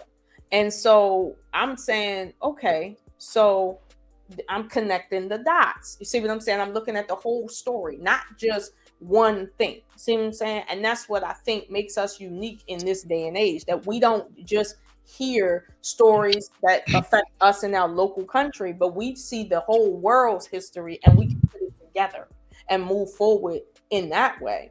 Um, so that So was, go ahead. you know something I've seen too. So according to this, so like Mansa Musa, Munta Quinta the First. All right, so that's like all right, so that's 14th century.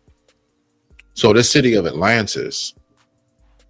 I mean, now mind you, that's Mali that he ruled. Very very wealthy people. Mm-hmm. During that time, what I'm recognizing from here, Lola, I believe possibly the laws could. I don't know. So according to this right here, Plato, Rome, Rome's Plato was the one who basically wrote about the city of Atlantis, written around 360 BCE, and was a very, very powerful advanced island. It was an island that was a civilization, and it existed about roughly 9,000 years. Mm. So what I'm saying is, could I mean possibly consider? I mean, we trying to figure out the ruins of Rome, and we got somebody from the ruins of Rome talking about the city of Atlantis. Yeah, Plato. Yeah, Plato's dialogues, written around 360 BCE, was a very, very powerful, advanced island civilization that supposedly existed. Supposedly is what they put. Now, we take everything with a grain of salt. Existed around 9,000 years before the time of Mansa Musa, basically. See, that's that mind bending timeline again. That's what I'm saying, and I'm saying that to compliment when you say it's just not the same. Right, right. It really isn't. Right, it's not. And so I think we definitely can say we're driving home the point that, listen, if you took the general understanding to be Right, 6,000 right.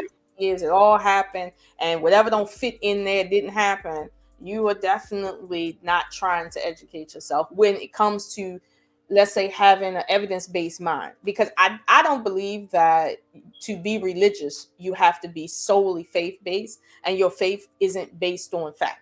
Like, I truly believe that faith to a large degree is just a matter of before you see the fact, but the fact exists. It's not that, oh well, you don't need facts and you just kind of like going off. No, everything that is true is based in a fact, not a feeling of thinking that is correct. So that's why I'm a more of a proponent that don't think that, be like, I always say, I don't believe in anything. I don't believe in God. The devil doesn't even believe in God. Like, I have an actual experience with God. Like, I don't believe in Smitty. I know Smitty. I don't believe he exists. That would sound crazy. Saying, somebody said, "You believe Smitty exists?" For me to even answer that would be crazy. You see what I'm saying? When it's a, That makes sense. you see what I'm I saying? Like, like that. I like if that. I actually I answer like that. that, I like, actually like that a lot. I like that a lot. I'm taking that. I'm taking that, fam. I like like, that. seriously. A1. A1. Yeah. Because it's real though. Like for example, right? Watch this, right? Mhm, Or let's take it to the more imaginative, the more imaginatory, right, part of it. mhm. People like the Wright brothers and many others, people imagined flying before we had first class. Mhm. People envisioned Correct. flying Correct. before we ever made anything with wings. One day somebody looked up and said, I want to be that bird. Yeah. And then from there the process began, and now we got everything from American Airlines to Coach to a goddamn hang glider to wingsuits. All right. That part, wingsuits. Look, Wingsuits, like somebody envisioned that before they did it. somebody, somebody. Here we go. Rock out. Oh, I got you, fam. I see you right there. Uh-huh. I got you. Okay, so I had to skip ahead a little bit because usually when I do a breakdown of evidence. It's extremely minute, so I don't want to be here for 16 hours because I like to get down to the nitty gritty. But what I wanted to come back to, because I know we spoke about earlier Islamic poetry, right? Which I wanted to separate for the pre-Islamic era in poetry from the Quran. Because again, a lot of people merge that, and those two things are two separate sources of information, and they're essentially two different evidentiary pieces. I want to say that what I found in terms of the link between Ad and Iram, because again, I know some scholars are going to say, no, no, no, this is something different. Um, just to put it plainly, the Quran in chapter 89, ayat 6 through 7, or they say surah 89, ayat 6 through 7, directly calls out the term Iram of the pillars, with ad being referenced in ayat 6. So it's very clear that the people during the 5th century, during the time of the Prophet Muhammad, was very clear on maybe the differences in the words that were used to describe the same place. Similarly to how, for instance, in my region, we call DC, the city at some point. Sometimes we say Washington. Other places say the district. Like there's so many different ways to say the nation's capital that everybody is very much aware of what you're talking about, and or who you're talking about. Even like when we say POTUS versus the president versus the prez versus the leader of the free world versus the person's first name. Like we, it's different names for this, and the Quran exercises that same logic in Surah 89, verse 6 through 7. Um, these ayats essentially indicate that the people of Ad or Aram were essentially oppressive, and this led to the decision to literally wipe them off the face of the earth. Now, the question would be, were they oppressive to themselves, or were they oppressive to others outside of themselves? At this time, as Smitty mentioned earlier, this is during the time when humans do exist. You see what I'm saying? Like humans exist at this time, but this place has been eliminated because of what they had did, and whatever they did, it was enough that they needed to be off the planet. Now, if you juxtaposition that What to the what it is written and like Ibn Kathir Tasfir. All Mhm. right. So everything that I name, if anybody want to go back behind, trust me and Lolo, we sufficient with this information. Kathir Tasfir basically speaks about in a nutshell, being wiped off the earth is because you have truly, truly angered God. truly, Now, that is it. That's it. Like that's just the human explanation. What really took place, science, nature wise, we don't know. But I promise you this: they infuriated God. yeah. End of story. Rock out. Now, I want to say, within context of the infuriation of God, when you read in the Genesis epic in the Old Testament, why God was so furious with the earth that it said, "Listen, we got to cleanse I this." remember. Yeah, yeah. It Because go Genesis and what's crazy? It just hit me. Genesis and Revelations are my two favorite books. the beginning and the No, end. I'm so serious. Out of everything, I am so in. No, no, I ain't going front. My number, but it's not in there. Enoch, like when I tell you, I study Enoch to it. But anyway, Genesis and Revelation. So yeah, I'm right there. Rock You're out, fam. right there with me. All right. I So, love it. so with those being in context, right? Because I always like to put things in context. Essentially, what the Genesis epic says is that humans existed, but then there was some other people that came down to Earth that existed like human. They were humanoid, and they had a lust factor for human women. However, that lust factor was beyond the realm. You see what I'm saying? It like beyond the realm.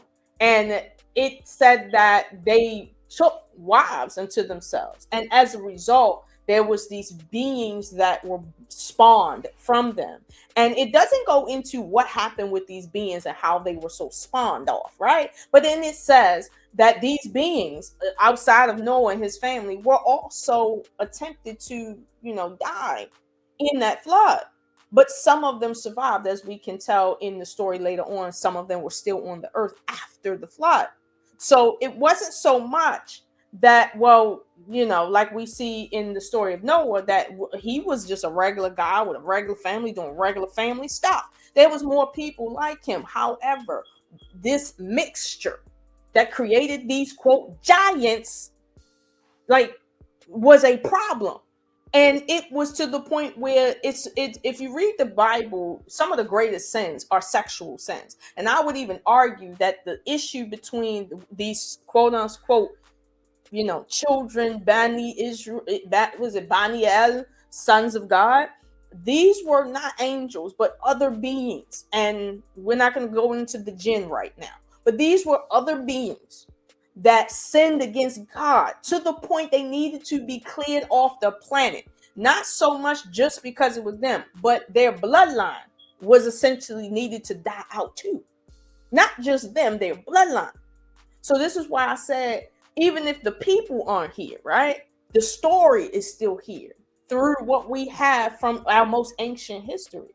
So this is why I think that when people read, for instance, the Quran, and they hear it talking about the city that was lost, the place or the region that was lost, and why it was lost, because it was like it was so vile. And one would say, why would God destroy a city like that was so vile? And then look at us. Notice what happened in this other two cities in the Bible that were quote unquote destroyed in a similar way. Again, we're talking about crimes, not just, I know some people would argue, no, these were people that were just, they were misguided people. They were very mean. No, they had sinned against nature essentially, and they needed to be put down. And I noticed there's a theme here. You see what I'm saying? There's these sexual things going on. And so when they say that abominations are happening in this place to the point that God has erupted and said, listen, I need to start the human race over. That means that their abomination had entered the human race to a point to which God said it was best that everybody, was cleared out except for a pure family, or a pure family. And I can see that because the Bible literally says that these people came and started creating new creatures with human women. And now you got these new creatures running around creating more new creatures. And who gave you permission to cross species like that? Well, yeah, that's how they say before the people of Ad. I mean, just considering if we're going chronological order of text. Well, I want to go chronologically. Nephilim. I want to go chronologically, but I'm not married to the chronological thing because again, we're talking about, for instance, the Nephilim is the offspring of these people that came down according to the scripture. And the Quran is talking about these giants, i.e., what we would understand as these offspring that needed to be cleared off the planet. Right. The So people of Ad. right. So this is what I'm saying. So when we say that the place of Odd is not a mystery, I don't understand why the general public wouldn't see the connection between Now, this story. this you got a point there. Now, this right here is not Islamic or Christian. I want to make sure I damn sure stamp that what I'm about to say. This is science, more so, right? Uh-huh. What is believed is that once upon a time, science does, as well as the religious, spiritual, whatever text, that giants, larger people existed. Science believes that just like dinosaurs, right? Because if you think about it, this is the correlation they make, which it's not too far off if you think about it from a logical sense. Humans didn't walk the earth during the time of dinosaurs, like at least like the brachiosaurus, like how we see Jurassic Park. When no people on the earth, it was just that type of life, right? All right, boom. God made sure that people were not around during the days of the dinosaurs because we wouldn't have stood a chance. We would be extinct. God removed dinosaurs, and then we even came about. Primate, ape, blah, blah, blah, blah, blah, blah. However you put it, human, I still say humans are separate, right? Mm. Long story short, when you're talking about the giants, it is believed that more so than angered God, science says that giants had to be eradicated because giants were what's that word that we um they were too they were consumed resource they were resource gluttons. We couldn't have crops and stuff. You got somebody that's like over, you know what I'm saying, like 15 feet tall, can Mm. eat the same amount as, you see what I'm saying? So it's almost one of them things where, like, the way science sees it, Mhm. giants were eradicated simply because humans were able, because giants had the Neanderthal complex, what they call it. I'm gonna try to make this short. I'm trying my best because it's a lot with it. So basically, humans, Neanderthals are not around because humans, we were able to outsmart them. We were able to develop the first, like, we knew how to make tools, like tie this rock to a stick and make, you know what I'm saying, a mallet, stuff like that. We discovered all of those things, how to make projectiles. The Mm. Neanderthals was just raw, brute, just like a gorilla. So basically, the Giants was on the same mental headspace of the Neanderthals. Well, I would Do interject you that. see what I'm saying? Let me land it. Let me land it just because I'm trying my best to like track because it's a lot. So long story short, the Giants, by science view, is more so they were eradicated simply because humans were able to outsmart them based on the necessity of resources. Rock out. Okay, That's so it. That's all. There we go. as My bad if that was long winded, y'all. That was a lot.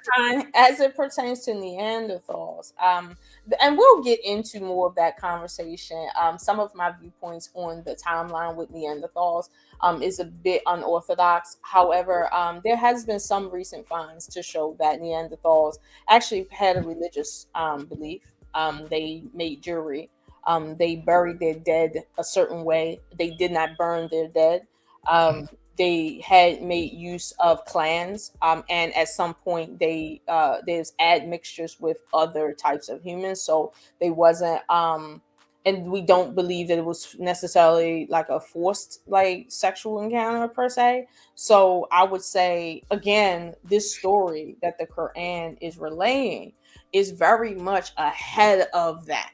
So that's what I'm saying. This is mind bending. The Quran is talking about When before did the the first the rituals of burning bodies at death begin with what culture? if I'm not mistaken, that began in the colder You region. don't know? If I'm not mistaken. You Well, don't know? I'm not sure where that began. I know where it ended, but I don't know where it actually began specifically. Because yeah, I was trying to think, like, because you know something, the reason why I say that is because it's like this, right? In Islam, cremation is not allowed. Mm-hmm. But a lot of the things that we're speaking about predates a lot of the, you know what I'm saying, like what you're saying. So I just wonder, like, because I think that if I'm not mistaken, shoot, the first I've ever heard of the body being burned was Viking era, Mm-hmm. Yeah. Norse at sea. As Yep, you know how they put them on the wooden thing and all of that. Yeah, Dungeon. and man, burn the body as like I like Norseman Viking is the earliest. I don't even Africans like in the African culture today. A lot of them still sleep with the body in the house for like 3 days before they bury it out back, not burn it, bury out back. So you see what I'm saying? So it's like I'm trying to figure the whole cremation part because when you said that, it sparked my mind. Mm-hmm. That's all. Rock out, fam. So I totally get where you're going with that. But Yeah, there is no burning the body because of um Kiyama. mhm. Yeah. because Kiyama. You're not Right. to destroy the body because of the day of Kiyama. You're supposed to Correct. be, So you know, it's you a know, it's a it's a deeply spiritual thing, to purposely understand why you're not burning a body, because it would make sense to burn a body so that it doesn't create, disease. bacteria. Right. So that Mhm. right there shows that what type of culture we're dealing with. However, inside of both the Bible and the Quran, where they're congruent, is that the people of Ai in that land, they were corrupt. But what we know is it was a land full of commerce. So you can't have like people that are, let's say, total savages, like animalistic, having commerce. So this is what I'm saying. You're talking about a people that had sinned one of the greatest sins in the universe, not on earth, like how we talk about leading a good life. That no, we're not talking about that. We talking about something greater than that. And so when it says they were corrupt, they mean deeper than just their actions, meaning that their bloodline needed to die out so that the world could be rid of their corruption. It doesn't, like, for instance, what they were doing, that corruption, even if I'm wrong, is a corruption that is not being done now. Otherwise, we would be off this planet. So it's like we got information on what was happening in that city. See what I'm saying? Like we understand that, like, they were oppressive, but the question is, who were they oppressive to? If we can see that there was people in and out of that city doing business, like it was a real city, like it was a flourishing city. So what was the corruption? You see what I'm saying? In my opinion, the corruption had to do with what the earlier scripture said, which is that sexual corruption. And that sexual corruption is where they cross that barrier line. But again, we're talking about prior to the Neanderthals. We talking about prior to the last ice age. We talking about prior to a lot, and it's like it's kind of taking us, at least for me, and I studied this. I have a degree in anthropology. Like, this takes me to a place where I have to like slow down and take it step by step, so I don't like miss what I'm talking about, because the time period is just so vast. But again, this goes to the credence of why we haven't found this lost city, because it was meant to like literally make sure that nothing escaped it. And that's, we have stories of that we make up now about when we have to dead a whole city because it's for the greater good to just dead the whole city. I think in human terms, if we know why we would do that, then we can kind of anticipate what the circumstance probably was in that city for why it literally got demolished to the point of like literally no return.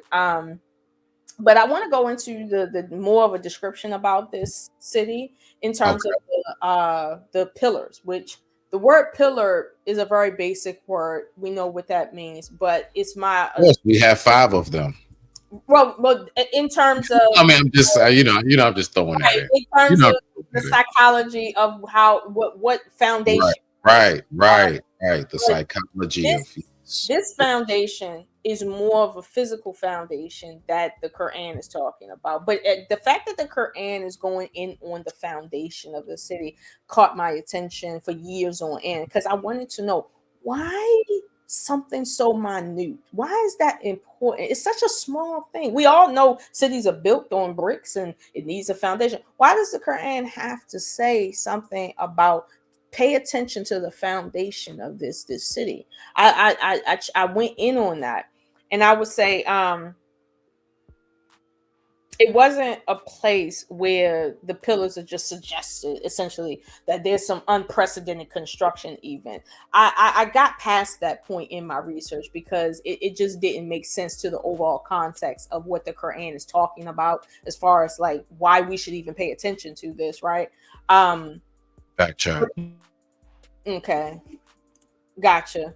um so yeah, I just felt like there was something more to be heard and understood about, the pillars. And that, they were, I understand they were highly recognizable in their time, highly recognizable. And so if we're talking about a time prior to the Quran, prior to the ancient Egyptians, prior to the tribes in Africa that predated the ancient Egyptians, where there were no tall little building pillars and all of that. We're talking about a time beyond what we understand today, right? Something has to exist in this text that tells me what this is about. It can't just be something as simple as, oh, there's pillars and you will know them because there's pillars. There's pillars everywhere. Well, how would we know about this? And the fact that the Quran is saying that there were pillars as if we can find them. You understand? That's the part that had me like, now the Quran said we will be able to find this in the ground. It's in the ground. Something's in the ground. So why is it talking about pillars that we can no longer see? Like something's off about that. So I said, let me pull back and try to understand this from a different perspective. Um, Can I add something? Go ahead. All right. So when you say, why are there pillars that we cannot see? Now, I already know the MO. Now, everybody, I want you all to make sure that you have this overstood. This is not a conspiracy theory show. We look up research. Okay.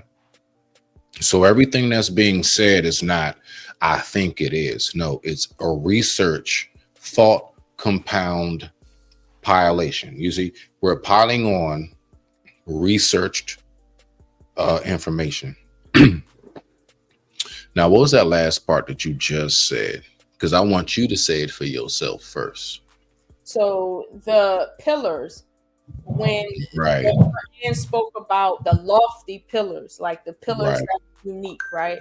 Even Mm. though it's using the word unique or lofty and the word pillar that we associate with like the pillars in ancient Greece and Egypt, right? I don't believe that it's referencing that. I think that it's referencing that in terms of something of a foundation that's very, very unique. But the problem is, it's talking about something we have to locate with our eyes, but it's saying it doesn't exist at the same time. So obviously, the words that I'm reading are very rudimentary, and it's speaking about something else. But to take it further, because Hmm. the Quran isn't telling me something contradictory. I just have to understand exactly what is this rudimentary language trying to have help me understand. It said that these people, right, lived before a certain time, during the time of Noah, at that time. It also makes clear with other scriptures that these people were not human. They were not from our lineage. These people were actually giants, meaning they were created in a way that was unorthodox. So, whatever people that they come from, they had technology that we didn't have because they were a city of commerce before humans even understood how to. Now, well, okay, well, one, Lolo, what is unorthodox first?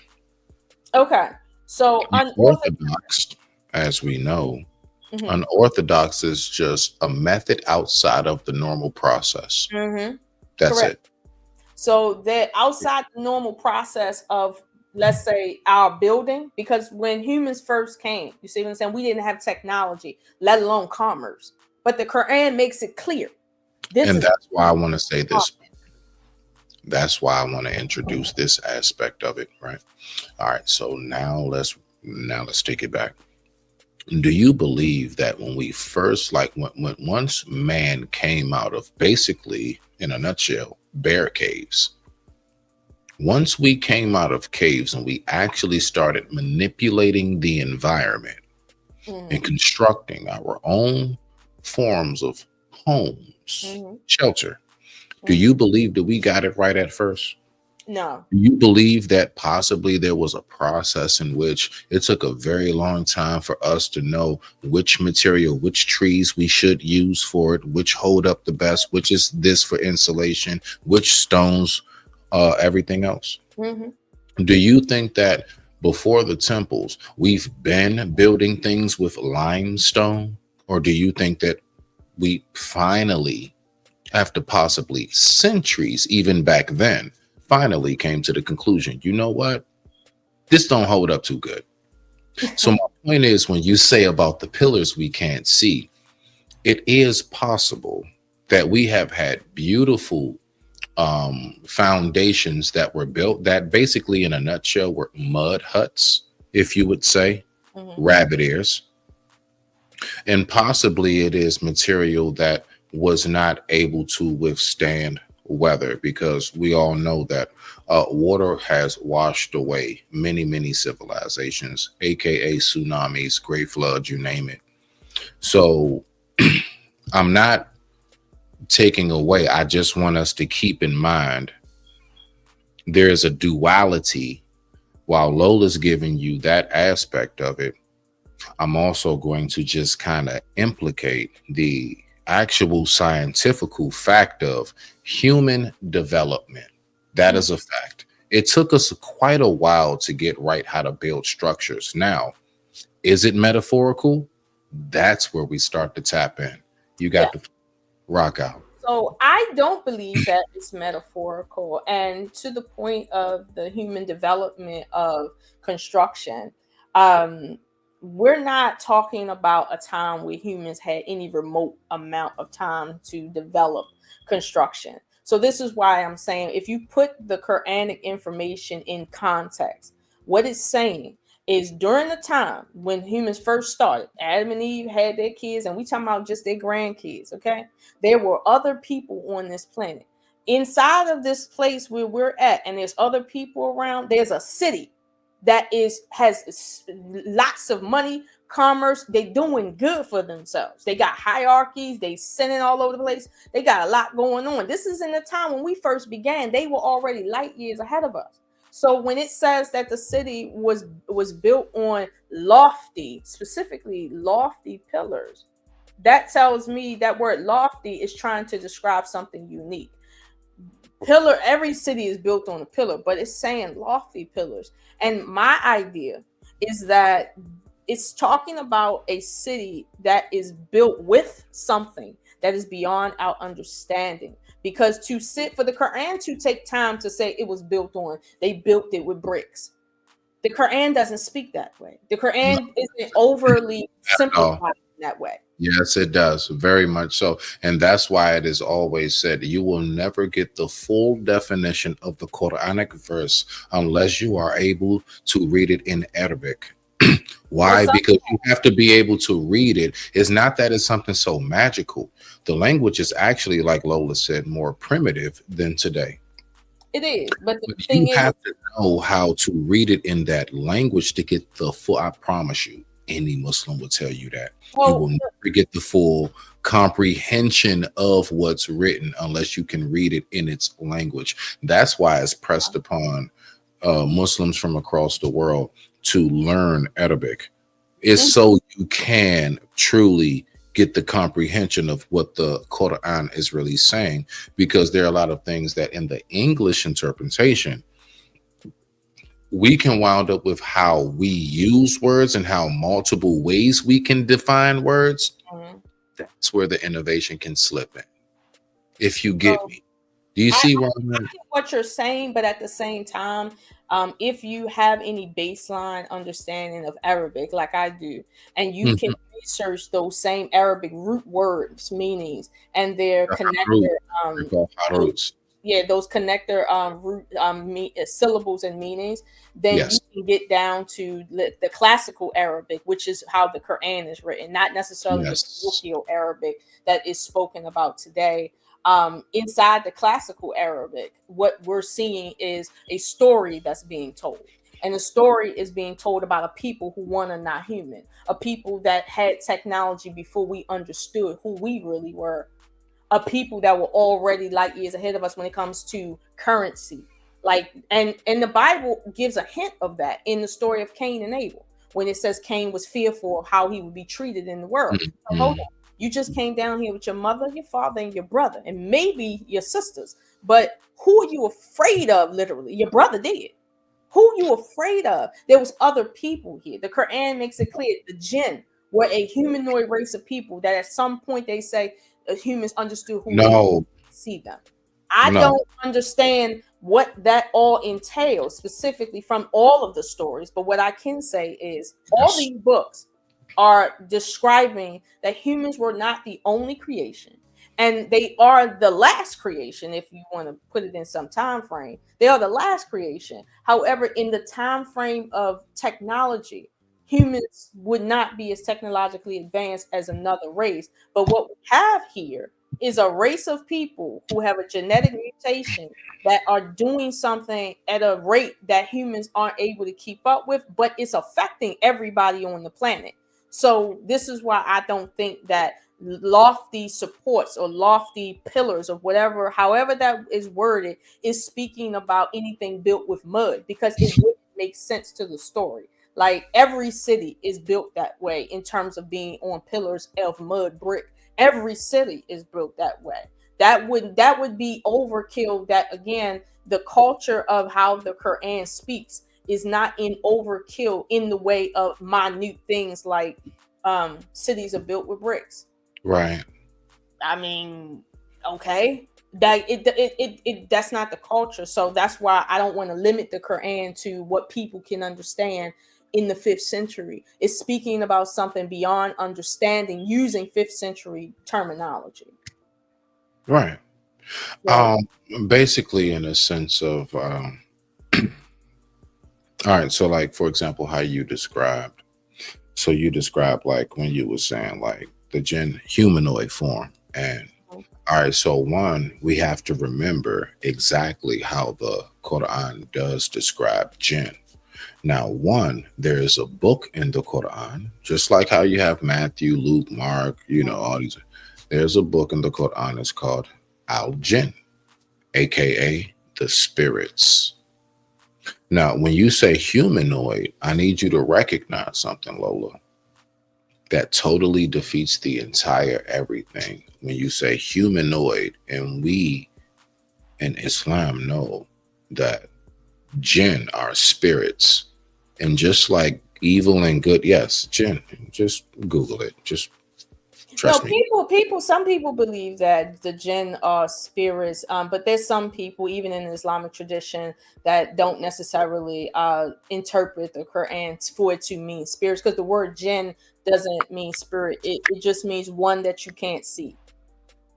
Do you know where that? All right. So what you just spoke of, and I absolutely am aware of what you speak of. What you speak of is the different sects. You got to remember which sect I am. For example, watch this. Why you think Baptists can't stand a Jehovah Witness, right? Or whatever, or 7 Day Adventist, this Catholic that. My point is, there are 70 some odd sects of Christian, Islamic, and small hattism. I'm trying to teach Lola how to work it. I'm trying to teach her how to work the language. But not real talk. So my point is, when you say that, we have to remember, Mhm. I can't just come out here and think I'm going to say something Christianic, and every Christian who reads the Bible is going to get with what I'm saying. Because depending on the denomination slash sect of that Christian, it just might differ. So what you speak of, I'm just letting you know as the particular sect of Islam, right?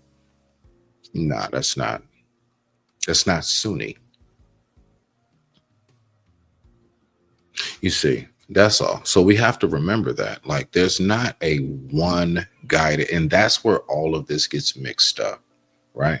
So even down to when you said like, Jinn, humanoid form, the way it's written from what we go by, and I'm only helping us stay on track of things. Man was made of clay, earth, dirt, mud, right? The pillars. And then we have angels, light.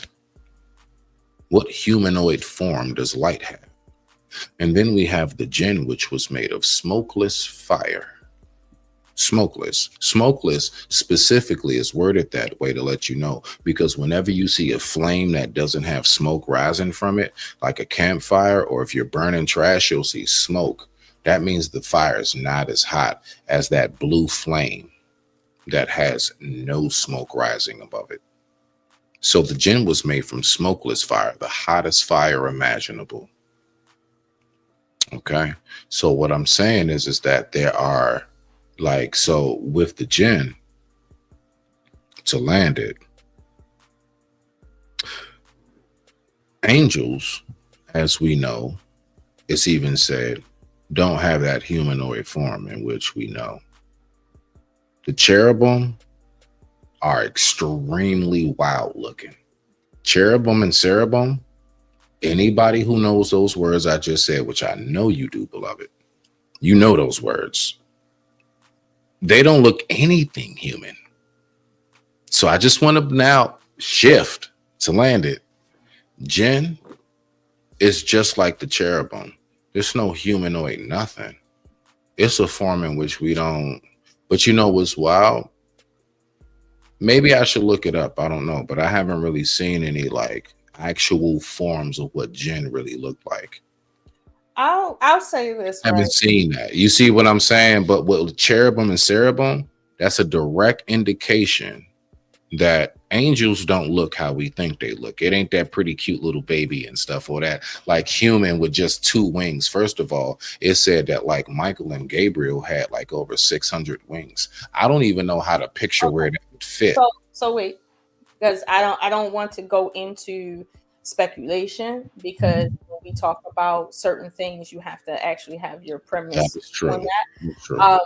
According to, just to speak briefly on angels, not that we're talking about angels here, but um, angels have been recorded as appearing as humans in the Bible without wings. Okay. Okay. Angels have been recorded as having whole meals with people, sitting down, talking with them, playing, Right. saying jokes, understanding language. Angels have been known to come into houses, meaning walk through doors, open the door and walk in, and then walk out. Angels have been known to have a certain appearance of of men. I know you know about that one. So it's like That is true. the That is beautiful men at that, very you feminine are men. correct. Yes. You understand?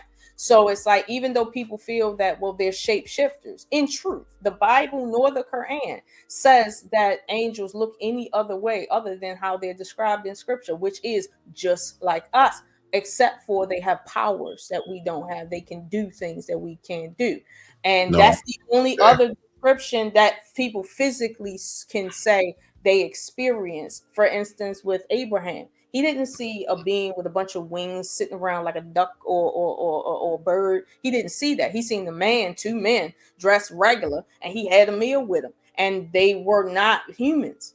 You see what I'm saying? But they were humanoid, but they weren't human, but not at all. Like, and he knew that. And the fact that he knew that means that there's something about their presence that lets you know these are not normal people. Like, so don't, like, you can't mistake them when they come into your presence. And that's something that is consistent from, let's say, every text is, that's consistent. So although I don't discount texts that talk about like other forms, you feel me? But Yes. I can't legitimize it when it's going against the Quran, the Bible. It's going against Yes. other texts itself. I have to see Mhm. some kind of continuity between those texts and some of a literary writing that I can say, okay, this is a legitimate explanation for somebody's actual experience.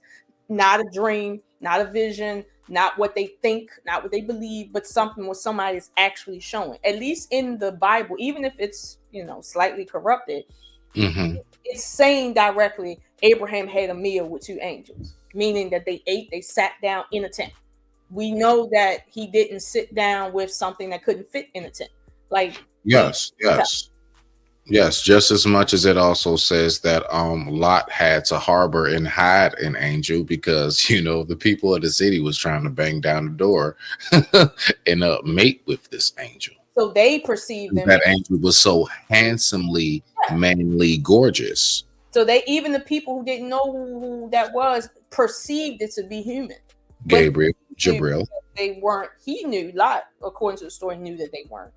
But that's what I'm saying. That's why I say Right. humanoid, because humanoid can encompass beings that don't necessarily look like us by half.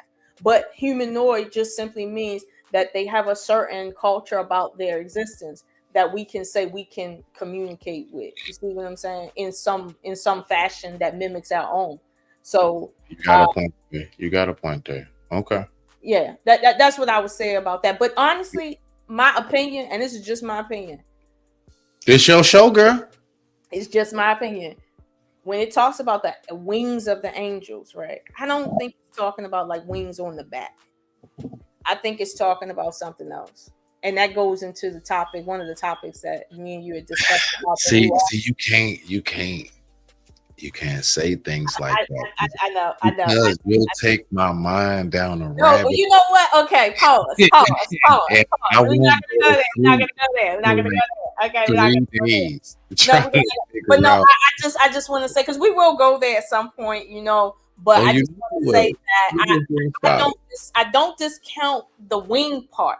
I just Right. think there's a different explanation for it, but the words it didn't exist in the language at the time. So they used the word 6, 12, 50 wings. And it doesn't make sense when you think about like how the Greco-Romans portray angels, right? It just don't make sense to have 50 Nah, wings. you know what's wild? The numbers is actually, and even Tesla, which has nothing to do with it, 3, 6, and 9.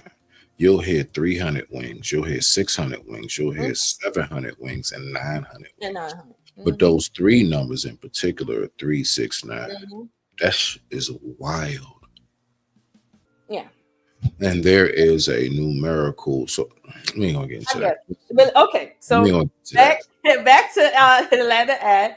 Yeah. Um, Oh yeah, I got you. I got you. Bye. essentially with the land of ad, what I came to understand based on my reading of all sources, not just literary sources or religious sources, is that this these lofty pillars that the Quran speaks about that describes this place specifically is something that you will be able to uniquely tell about this place that's unlike any other place, which means that it's a certain technology that you will not see anywhere. You see what I'm saying? But again, this technology was visible to everyone at the time, but then obviously it was destroyed. So that technology still exists, but it's underground. And I, for one, believe that that technology might be something we don't recognize because, again, we're talking about the foundation of a city, like the foundation of it, right? What supports the city is a technology that we don't have no idea about. We just know that it's just very different. Whatever supports it, because again, we're saying lofty pillars, lofty foundations, things that are very unique to the foundation of the city. Like that's how you know where you're at. So that's one thing that I felt very much connected to city. And well, I say city, but understand it can mean region. In fact, it probably more so means region of the land of Ad between the Quran and the Bible. So this is one of those things where it's kind of like they're one and the same in tandem, and they're hundreds, if not 1,000 years apart. That's what makes it more plausible that you have different sources over hundreds of years in different parts of the world, even writing about the same thing in their respective cultures. Yet the blend, the crossover is almost 100%, like almost 100%. Lola, Hmm. Lola, Lola.